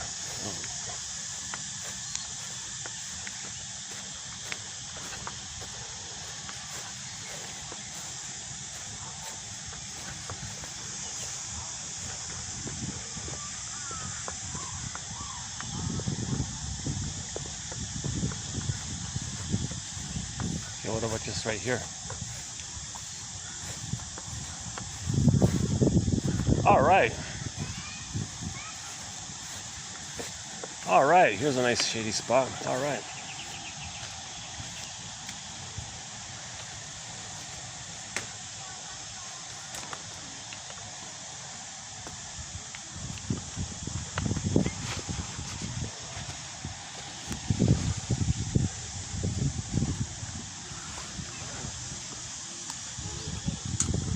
Oh, we got a bit of a breeze.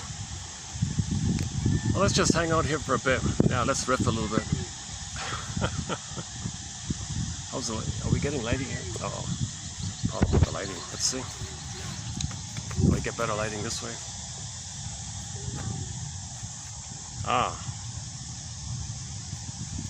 Wow.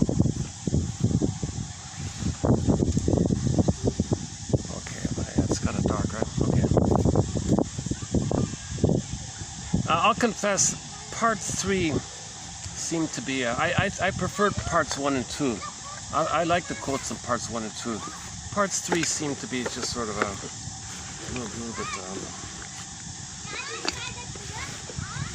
except for the testimony idea. My favorite part is about the testimony.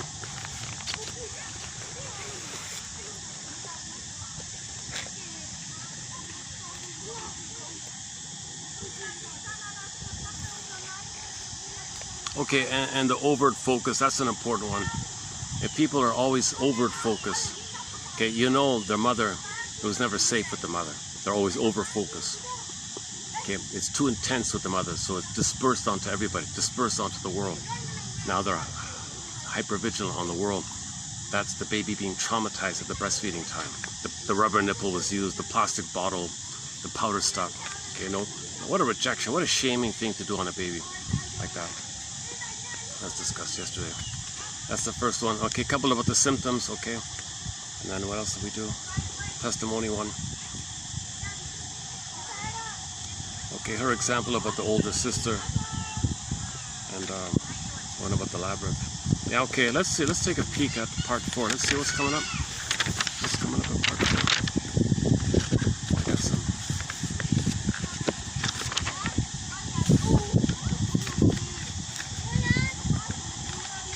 Little group in front of me here. All right, let's take a peek at what's coming up. Okay, in part 4, 28.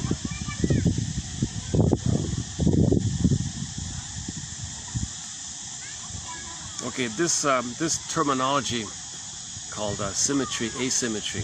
When she sees a woman as her sister in the past and has this strong emotions of this person in the present, seen as an emotional reincarnation of the sister in the past, and she can't really tell the difference, and she's adamant that she's enraged at this person, and she's reacting to the benign person in the present like she's the sister. That's called symmetry. She's like a same like that. So the practice is you want to parse out and find the difference. How is this person not my sister? You know, and parse it out and see if you can, because the past interposes itself in the present. Yeah, because the pain you're in, everything is that. So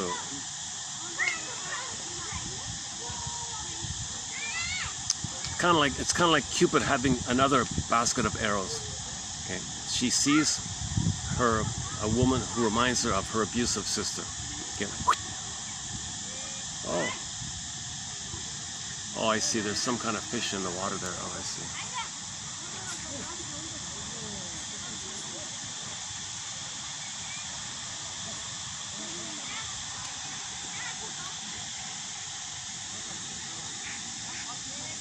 Yeah, there aren't many shady spots around here.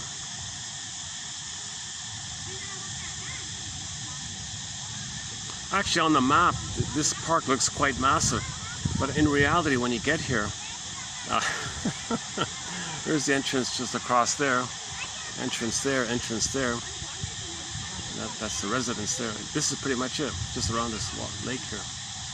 It's actually not that big a park, right? On the map, it looks like a massive park.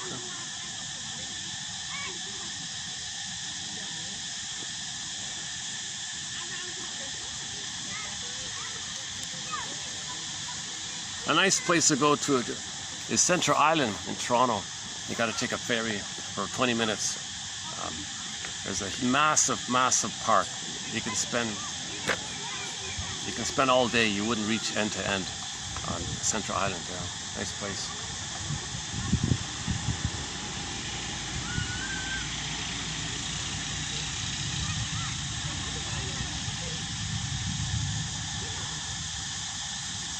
It's actually 3 islands, but they're linked together somehow.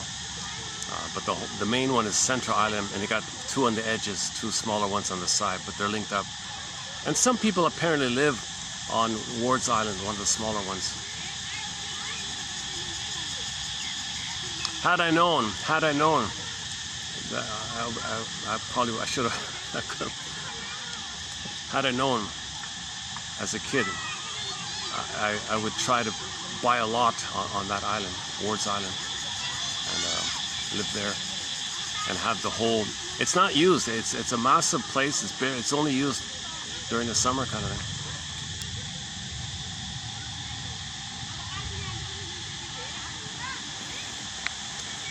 What else is coming up tomorrow? Okay, this one about symmetry, asymmetry.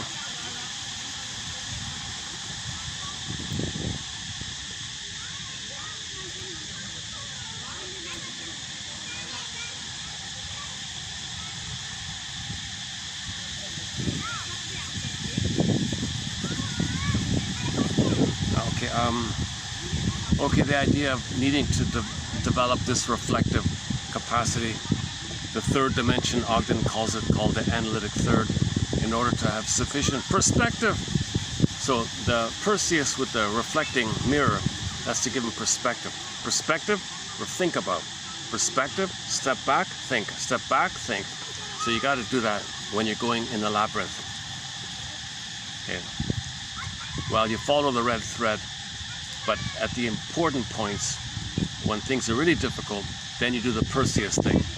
So you generally speaking, you do the Theseus thing of being guided by quotes, being guided by theories, being guided by some principles of what's going on. So you have some kind of guide called a thread. But when something major comes up, like the Minotaur, or some important issue, then you want to really pause and reflect and pause and reflect.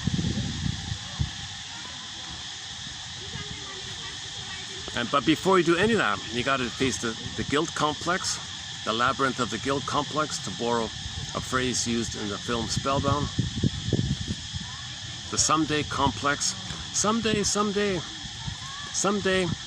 similar mother will be real mother. Someday. No, you can have 20 lifetimes eating ice cream. It'll never be mother sweetness that you needed back in the nursery time. No, someday. So again, when real needs are not met, we're stuck with symbolic needs. We're searching for mother, but it can only be a symbol of her. Some association, conscious or unconscious of her. So we associate, oh, sweetness, soothing, milk, like stuff like that, ice cream. So we make these links like that, associative links. Once again, when real needs are unmet, okay, we end up in a compulsion to reach out for it. But the present isn't a past. So what are you reaching out for? Well, something that associates with it. That's symbolic. So now we have defensive needs, symbolic acting out, transference acting out, defensive. This is defensive stuff. Now, if you don't get the ice cream and you think you're in pain from that, that's a defensive need. The need for ice cream is a defensive need. It's not a real need from other stuff that you're supposed to mourn. So can you discern and parse out defensive needs and authentic needs? That's part of the discerning thing. Someday, if mothers shame me, and if I shame others, someday a magical time machine will appear. I'll go back to the nursery. Mother will say, I'm sorry, I saw what you did. Let me do it right properly the first time. Let me correct myself. Let's do it right the first time. Let's pretend, let's do it over. No time machines, you can't do it. But someday, if mother's shaming, and someday, if I shame other people, again and again and again, someday a mother will apologize in the past. Doesn't make sense. You got to face these kind of someday things. Okay, the unconscious guilt. No, once again, the mother made a mistake saying, don't touch that. Whoa, I'm guilty. I'm no good. Shame, guilt. Yeah, yikes, I'm in pain. I'm being punished. I did something wrong. I am wrong. Shame, guilt. Wait a minute, I can save mother. Let me try to save mother. No baby can save mother. I didn't save mother. I couldn't cure the mother. Oh, I'm guilty. Another guilt. Yeah, guilt complex. Someday complex. Guilt complex. Now the Faustian deal one. Okay, that's I don't know how to conceptualize it. If it's before the Minotaur or at the time of the Minotaur. Maybe it's at the time of the Minotaur. You unblend with the mother. If you see a part of you as the Minotaur, okay, you got to unblend from that. Now, it's usually just a part of you. In the bully pattern, it's basically the whole person like that. That's why they're so belligerent and aggressive all the time. And they're so hot-headed and so, I don't know, it's like, you see, the problem with that is detached versions, Iagos, use bullies as proxies for them. Now you got the wicked queen and the flying monkey phenomenon. You know, we're homo traumicus. We're homo traumicus. According to Star Trek, we traumatize ourselves. 6,000 years ago, other people say 10,000 years ago, we went from village to pillage. In order to pillage, babies were pillaged, so they become pillagers. Babies are given emotional poverty, so they give others emotional poverty as a reflection of the inner poverty. Our behavior outwardly is a reflection of our inner state, as above, so below. So you want to heal the outer, well, you got to heal the inner, and the outer will reflect that. The outer reflects the inner. So if we're polluting the planet, for example, okay, that's because maybe the baby didn't get enough oxygen. Mother was smoking, baby didn't get enough oxygen. So we pollute the air as a reflection that we were polluted. If mother smokes and the baby gets, oh, I see little fishes popping up once in a while now.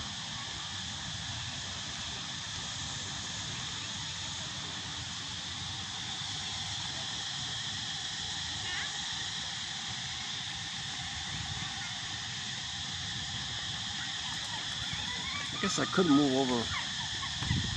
So that's a kiosk here. Let's just stay here. Let's just stay here. Ah, it's just a treat for me to sit outside like this.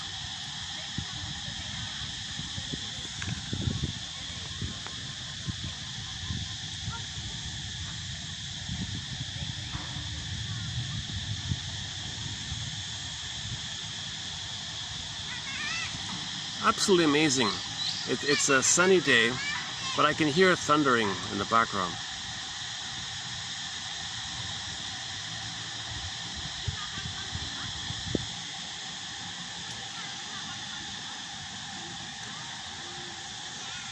Oh man, there's another nice tree.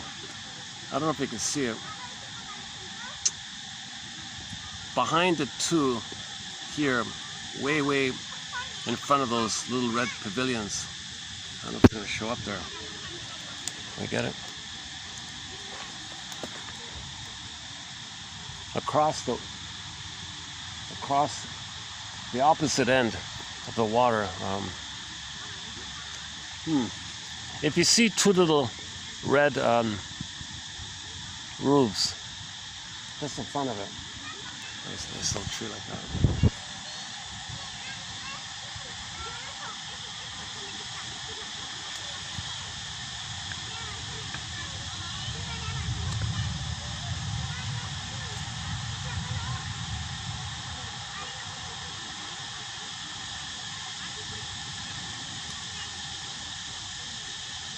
Is that right?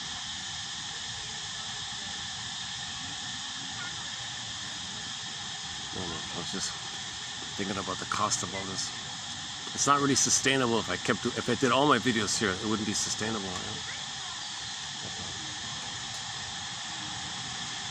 Okay, what else is coming up in part 4? Let's see.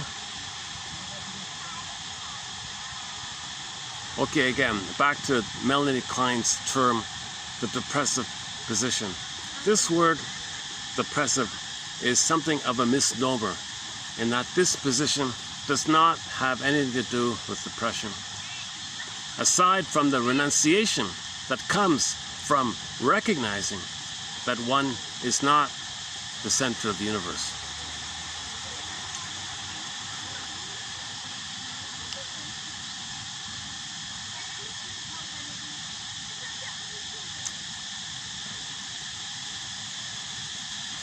What's this one? There are many times when clients cannot communicate to us directly about something that deeply troubles them, but for which they have no conscious words or language. Okay? At these times, enactments may be the only means for bringing the dilemma to our awareness. This is not so different from what occurs in play therapy with children, where the distress that cannot be put into words is acted out within the play. Enactments are sometimes viewed as a sign of a problem occurring within the treatment, More often, however, they provide an important means for bringing to awareness unknown facts requiring further elucidation.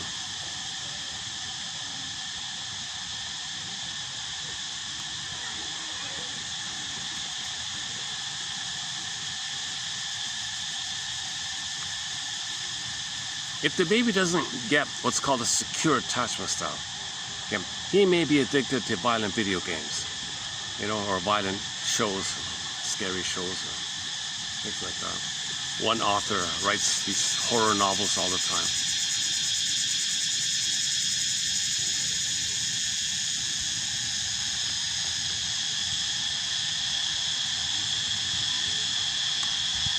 The memories remained elusive, and the situation seemed to have become one. The memories, is that okay? The memories remained elusive, and the situation seemed to have become one in which she found herself persecuted by the missing memories. I brought up the possibility that the elusive memories might prove to be beyond retrieval, or alternatively, that they might surface in their own time. I told her that I didn't believe that she was going crazy, but rather that she was in touch with the memory of having been in a completely impossible space with no relief in sight.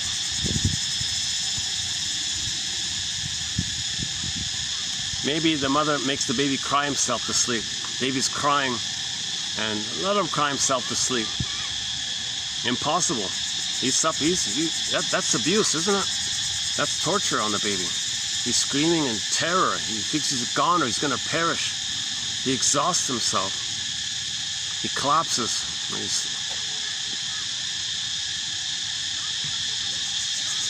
He physically survives, but emotionally he won't trust, he won't reach out.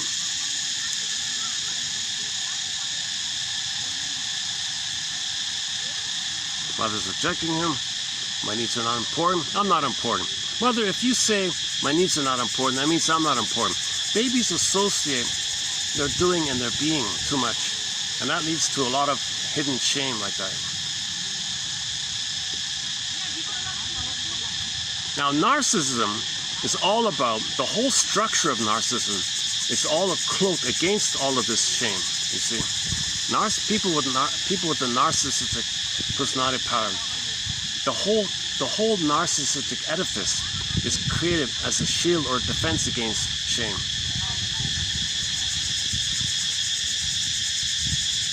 So people with narcissism made the false belief that when mother didn't meet their needs, and when mother said, don't touch this, or don't say this, or don't speak, the children believe, don't be, I'm no good, I'm no good, I'm no good. What does that baby do? He takes refuge in the old, archaic, infantile megalomania, grandiosity place in the uterus when he was a king and a god. He takes refuge in that. He regresses to that. So their narcissism comes from the place that he's center of the universe, like she said. That's an edifice, that's an artificial construct. The baby isn't a king or a god. The baby's a helpless, passive little baby. He isn't a king or a god, you know.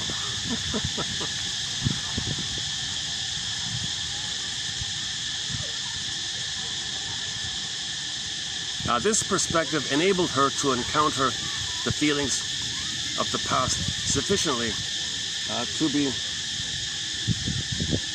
Well, you're probably not allowed to feed the pigeons here as well. If you can't feed the pigeons at the other park, it's probably the same.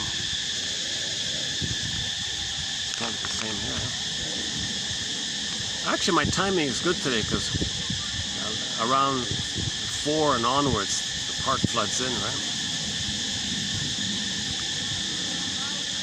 The park fills up. This perspective enabled her to encounter the feelings of the past sufficiently to be able to make them present in a way that enabled us to begin to make sense of them. The new grounding helped us to piece together a few more fragments of her story in a way that was useful rather than feeling overwhelming and persecutory, as though she must then go crazy in defense.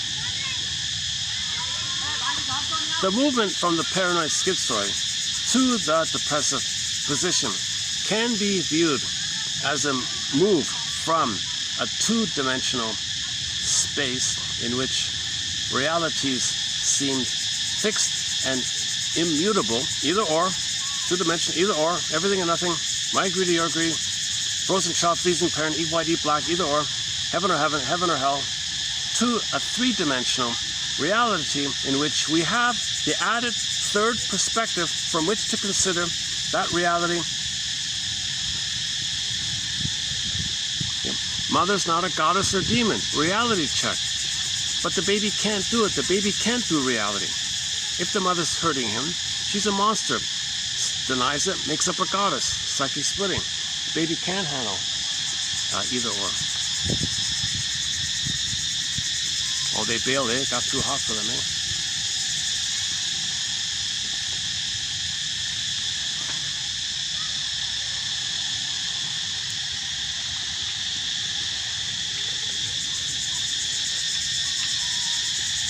Actually, the kids, it's funny, the kids don't seem bothered by the heat, eh?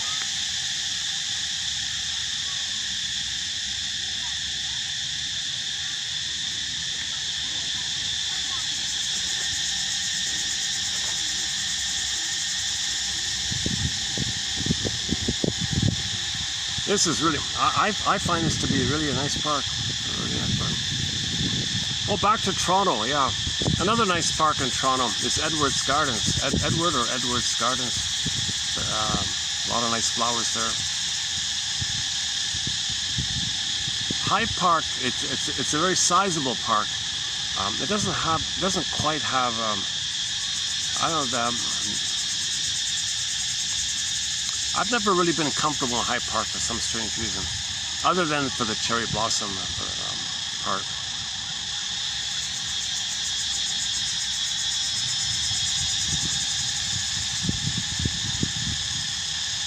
What's it called? Butcherd's Gardens, just north of Victoria, British Columbia, the capital city, British Columbia, Victoria. About about 45 minutes north, something like half an hour north or something like that. There's a famous gardens there. That's really quite spectacular. Yeah, those gardens. Yeah, that's really, if you're ever in British Columbia, check out Butcherd's Gardens. That whole area is very nice. A very, very pricey area. Somebody told me it's all old money around here. Victoria, all this whole area around Victoria, it's all old money because you got a lot of wealthy, kind of older people there.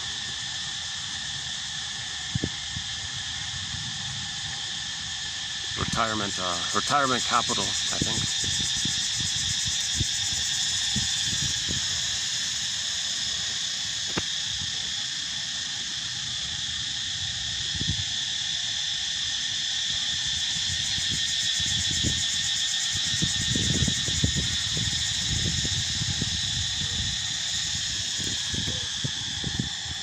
The most authentic parks, personally, are in Germany. For myself, personally, in Germany, the brief time I was in Germany, man, oh man, those parks really feel. You really feel the energy of the earth, like the soil, like that. The real rich soil down there. It feels like you're in a forest, almost like a real forest, right? The parks are not man-made, like they're real. It's the real deal, kind of.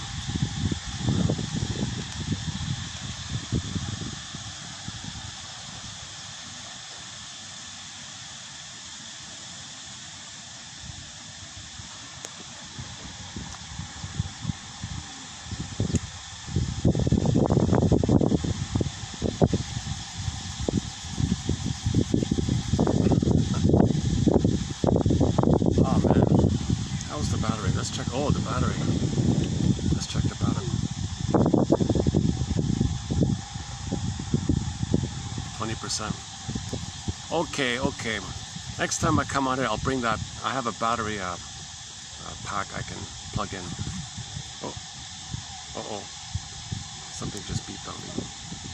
Still recording? What happened here? Oh, the lighting. Okay. It looks like I don't really have any Okay, back to the quotes. Let's see what else.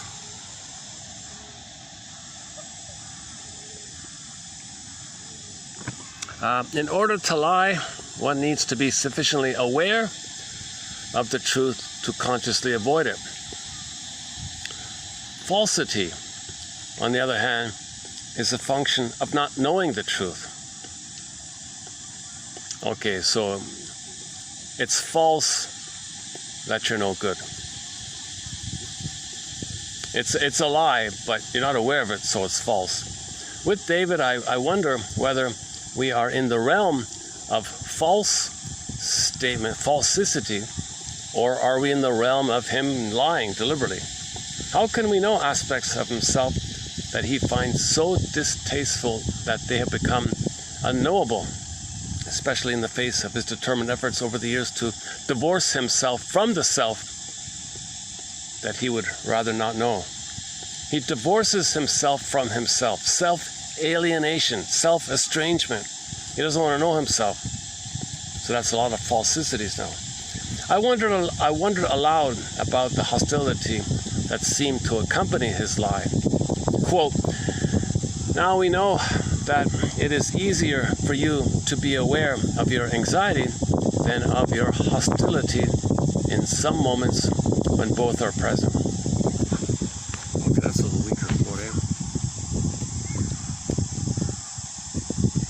In some cases, it may be that the person doesn't know he's angry, but you see him as anxious, but he doesn't know the anger.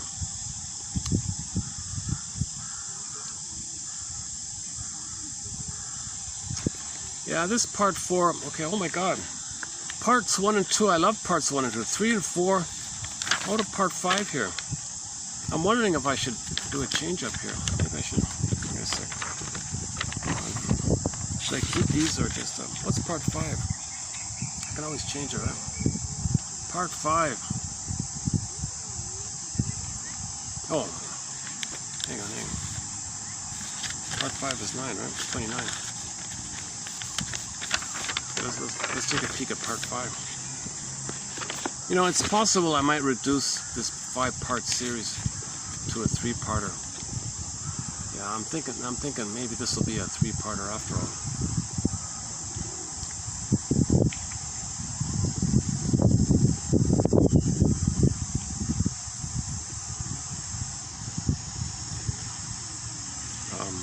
Okay, again with the symmetry one.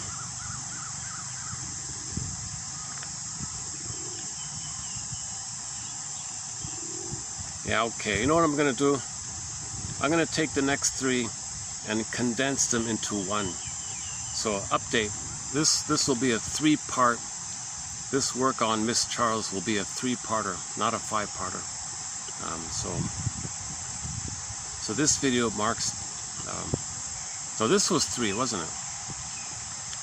This was 3. Oh, the next 2 will just make it as 1 then. Hold on a second.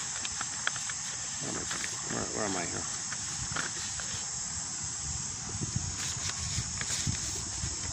Five, 6. Today's 7. Oh, we did 3, right? 3 was kind of weak. Oh, I did 3 already. 3 was the weaker one. Okay, so between 4 and 5. Okay, between 4 and 5. So let's make 4 and 5. Let's turn this into 1 instead of 2. So let's, since I've already done part 3, right?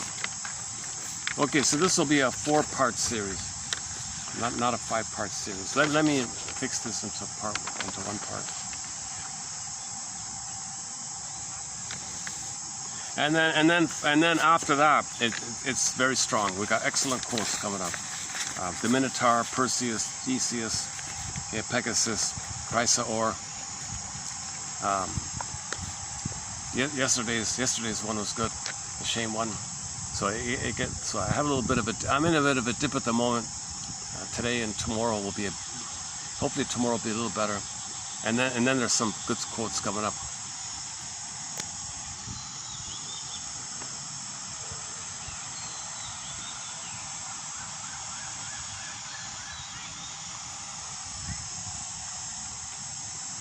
I had this opportunity, but I don't have this. I've ran through the good quotes already, unless I take another peek at it.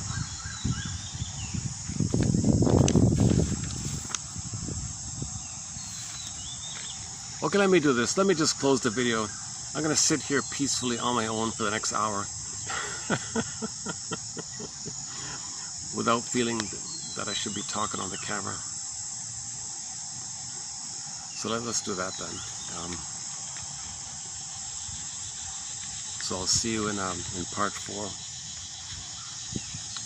Not one of my better videos, but nevertheless, I hope some parts were of help. Disclaimer times 100. I'm not a shrink, as mentioned before. 30% or 50%, who knows, of what you heard in this video is wrong. It's up to you to figure out which 50%. That's something Robert Bly likes to tell his audience. Robert Bly is also not a shrink.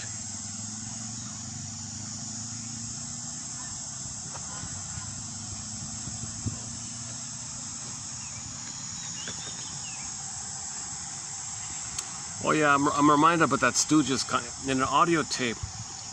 Oh yeah, but some audience member blurted it out to Robert Bly.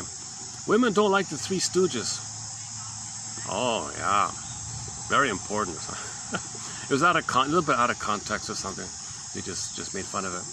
But now we have a quote about that. Why men?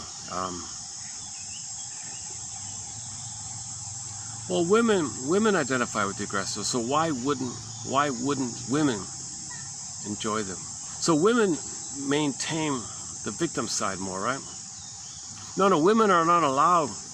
Women are not allowed to overt anger. They're passive anger. Okay, maybe that's why. Yeah, okay. So typically speaking, women are not allowed to show overt aggression. So they wouldn't like. It's forbidden. Forbidden. How terrible. Because it seems to be that with girls, there's more of an aggressive force on girls to not show signs of aggression or anger like that. But it's got to come out sneakily, covertly, lateness, deliberate inefficiency, misleading. Okay, if they're expected to do something, well, do it wrong or don't do it enough or make people wait, procrastination, dawdle. Okay, they can lie all the time. Who cares? They can flip and they poke and prod to make you angry, and no one can call them out on it, because the moment you call them out on it, tables turn. You're so sensitive. They have this skill of making others angry, and they're seen as good like that. So they might like films of women who are sneaky and clever. They might like that kind of thing. Maybe they would like that. You know, yeah, I like that. She found a very clever way to get her anger out covertly, sneakily. I admire that, right? So women might like, if there's such a thing as a passive-aggressive version of the Three Stooges, women would like that. But it's okay for men. But the men, they don't do that with boys, right?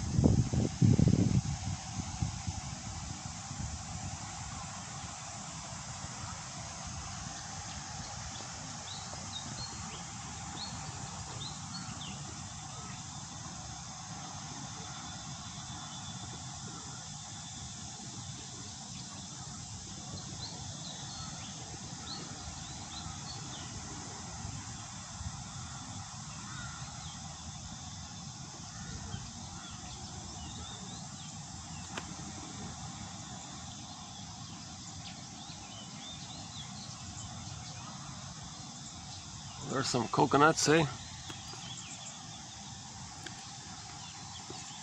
Coconut water.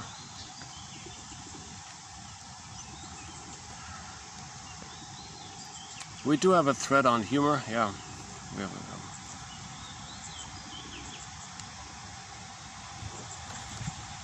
I guess the truth is I'm feeling tired, yeah. Let's just wrap it up here. I'd love to be refreshed right now and have a fun video. I can't control that kind of thing, right?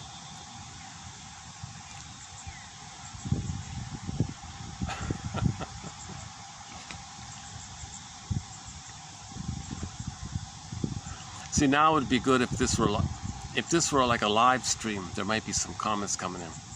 A lot of it will be trolls and people wanting to provoke a reaction. What they want is they want to see you express and display embarrassment or anger, emotions, because then they feel some relief that a proxy is expressing what they feel but are afraid to feel. So if they feel shame, they might say some comment to me to see if I would feel shame. Can I process it? Because then they can maybe learn they can process it themselves or something. That's one theory. But a lot of Schadenfreude is the relief if someone else can express what they're afraid to feel. So they want to prod you and coax you and taunt you and say annoying things and be passive aggressive in the communication.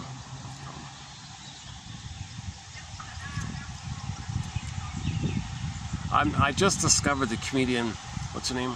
Lucy Darling, is that right? That's her stage name, Lucy Darling. And some of the audience members are vague and unclear in their comments, and she has a persona. She does like a Fonz-like thing. So she has an alter ego that she plays. She said she studied all of the famous ladies on stage, Marilyn Monroe and Miss Dietrich, and Betty Davis, and all those ones. She said she studied them all, put them all together to create a character. Okay. And she says, I'm going to be that character. I'm going to use these cutesy little, attractive, sexy, cutesy little, witty little things, and it's going to be a character. And when she says, when I step into that character, I'm not myself, I'm that character. Now she can step out of it, of course, but you know, just like, and that's exactly what Henry Winkler said. Oh, the alter ego. I can play like a, hey, here's one of the alligators. Well, that's no baby, huh? Oh my God, yeah.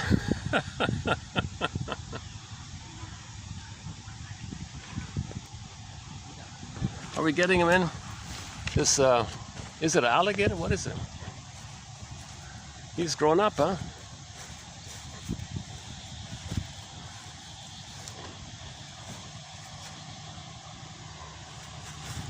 I don't know if I'm getting him in the camera there, but he's swimming towards the edge there. Oh, he's gonna make his way here.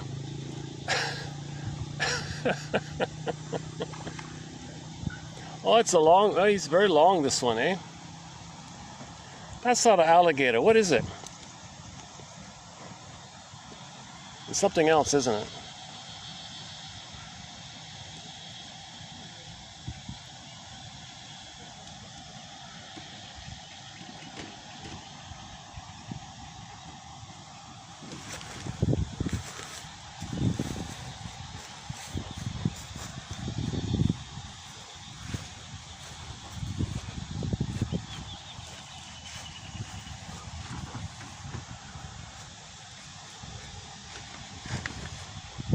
Oh, there he is.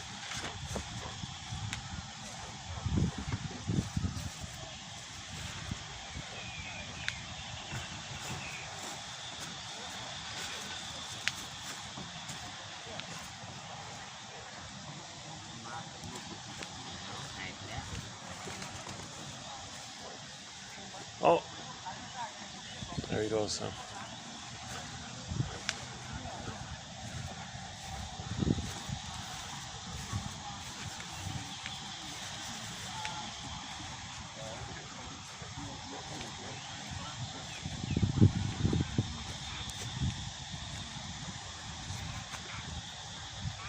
Looks like an alligator. He's just so thin, like he's got no much of a body. It looks like a long snake or something or whatever.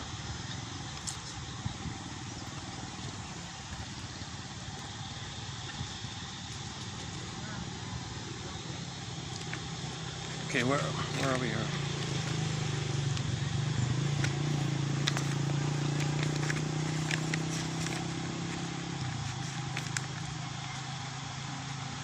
Yeah, Pegasus, Chrysaorus coming up.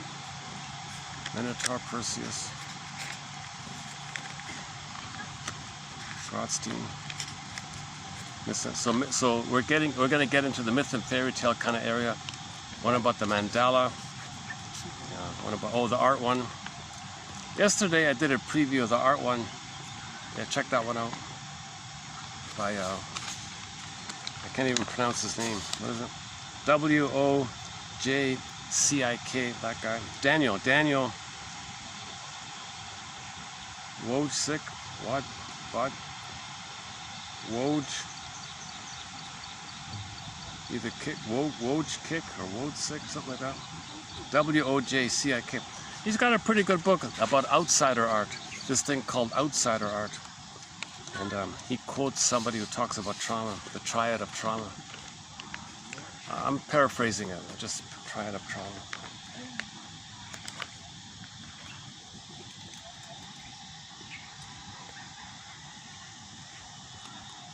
It's mainly because we can't symbolize or know the trauma. So maybe if you don't think about it, you take a paintbrush, and you may find yourself, let yourself free kind of thing, just do like a free association with your emotions and your paintbrush. You might be able to create something, and you feel a little better because it's represented, it's identified, it's somehow expressed. And then if you put words to it, you can use that as a springboard to put words to it. But you feel better to have some validation, some recognition of the trauma.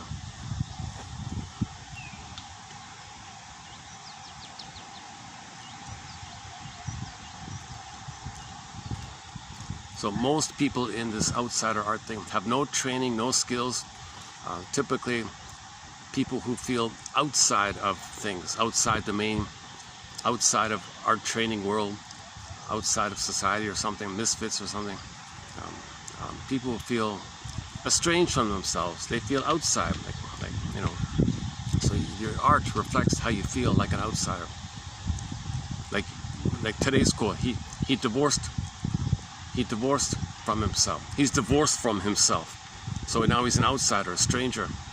So what kind of art can you create? We have one painting.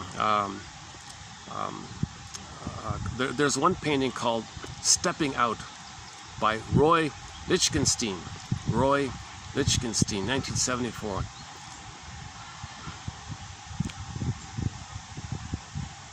Okay, so you see the byproduct of trauma. On the right side of the painting, you got this bland looking, empty, bored, got a sad character, right?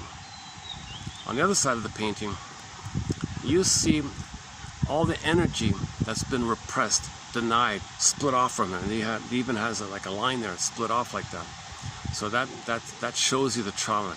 That his vitality, his golden ball, okay, his aliveness of affect, his feelings, the beauty, you know, of having his budding beauty, his Snow White, all that's on the other side of the painting. And he feels like this shallow, empty character going through the motions of life. Meanwhile, all his vitality is on the other side, trauma split up. He doesn't know it. That's the idea of the line. So let's say Mr. Lichtenstein maybe wanted to convey the feeling that he feels so devitalized, that he feels kind of bland, like he feels like the guy in the painting. And where's his beauty? And there's a big I there, meaning there's an unconscious, has like a mind of its own kind of thing. It's powerful, and he's not in touch with it. So he's not in touch with his second self, his secret self, his double self, his shadow soul, the one who walks with him, who's not like him, who is him. Someone's living his life kind of thing. Okay, the energy is the id. elementary basis of the unconscious, the id, the powerful id, okay, Poseidon and all that. So all the myths and fairy tales, the primary imitation, it's very vibrant and alive in there. Okay, all the fairy tales and myths are in there. And they got this bland, shallow guy just going through the motions in life. Called stepping out, you know. So the one side is the conscious, what we see about the person. He's out of touch with his feelings. The other side of the painting, there it is. There's his golden feelings, all his feelings.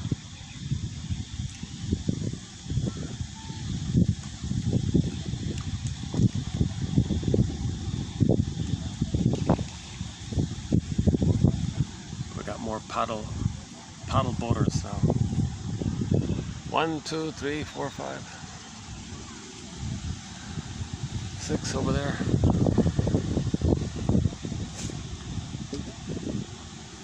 Oh, make that 7. No, 7.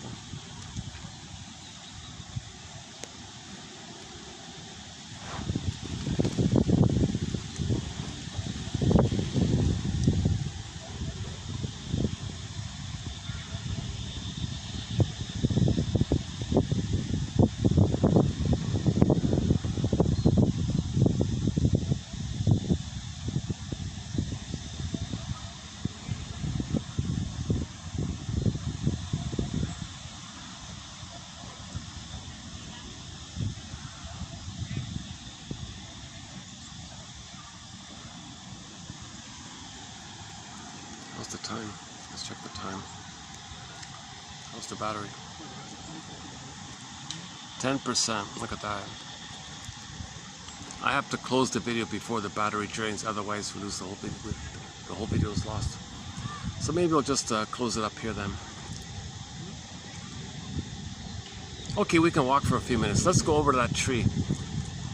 Let me hold up.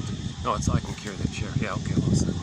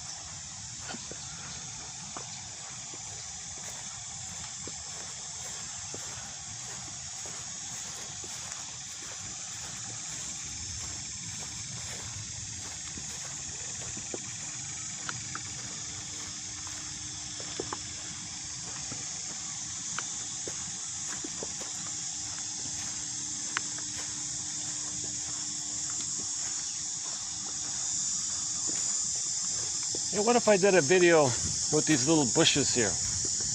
How would that work? Let's see. Across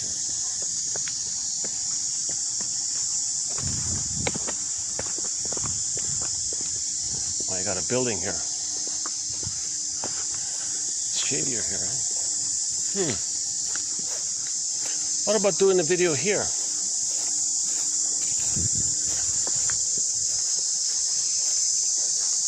Aha! That's a thought, eh?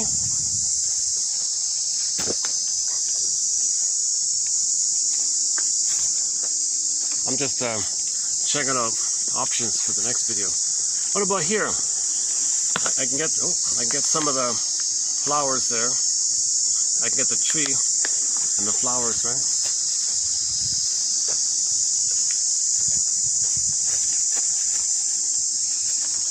Let's see.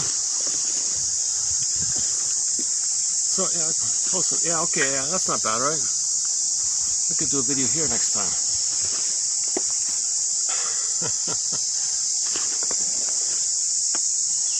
Oh, but the shade. What about the shade? Forgot about the shade.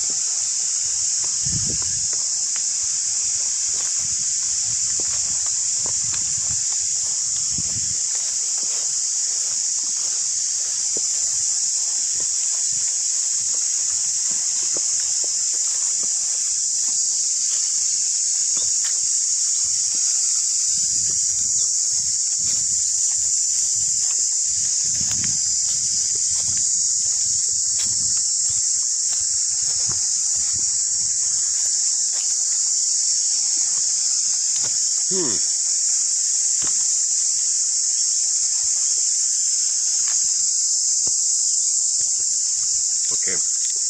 How's this backdrop? Trying to get some. Oh, how's the battery? 9%.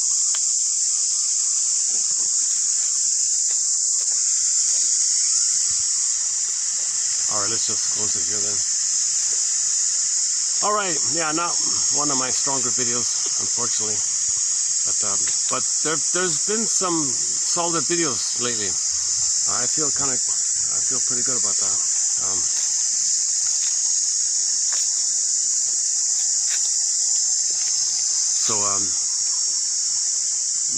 It's a bit of a roller coaster. Sometimes my mood is elevated. I can speak in a refreshed, buoyant, upbeat way. Sometimes it's kind of sluggish, anxious. I'm not in the proper space for it, kind of thing. I feel today especially some kind of an extra sense of hesitancy and uncertainty in me somehow today. I'm not sure what it is. Maybe I'm having some kind of anniversary reaction. This feeling of being in a park like this a little bit reminds me of my childhood a little bit. Yeah. Let's see what kind of dream I get. Maybe I'll get a dream. If you get a dream in the morning, imagine what you get into your awareness. Imagine it's from your unconscious saying to you, "Hey you, it's like this in your soul today." Thank you. It's like this in my soul today. So then that's like a letter from your unconscious to your conscious. So you want to welcome the dreams, and it shows you what you're dealing with, your pattern, where you're conflicted, your inner conflicts. It's revealing up to you your inner conflicts. It's showing you your inner conflicts, basically. What you're trying to feel, what you're afraid to feel, what you're repeating, some kind of theme or pattern in your life. A lot of it's about trying to now feel what you couldn't have felt, kind of thing.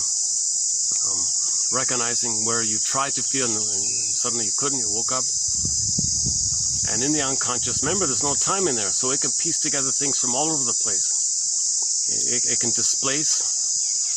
So an emotion for one person can be put onto another person. And why is that person in my dream? Well, it's easier for it to handle, like projection. So projection takes place within. So it's working, it's trying to work something, it's trying to give you something that you can handle. You know, can you handle this? I think you can handle this. Interpret this. So you want to unpack it. It's like this in my soul today. Okay, so just for you associate, what does this remind me of? What does this dream? What thoughts spring to mind here? What does this suggest to me? And then, and so on. All right, I'll see you in part 4. Yeah, I'm going to make this a 4-parter. So I'll see you in part 4 of 4 from Mrs. Charles's book, mainly called Learning from Experience. Learning from Experience. With the love of narrative medicine.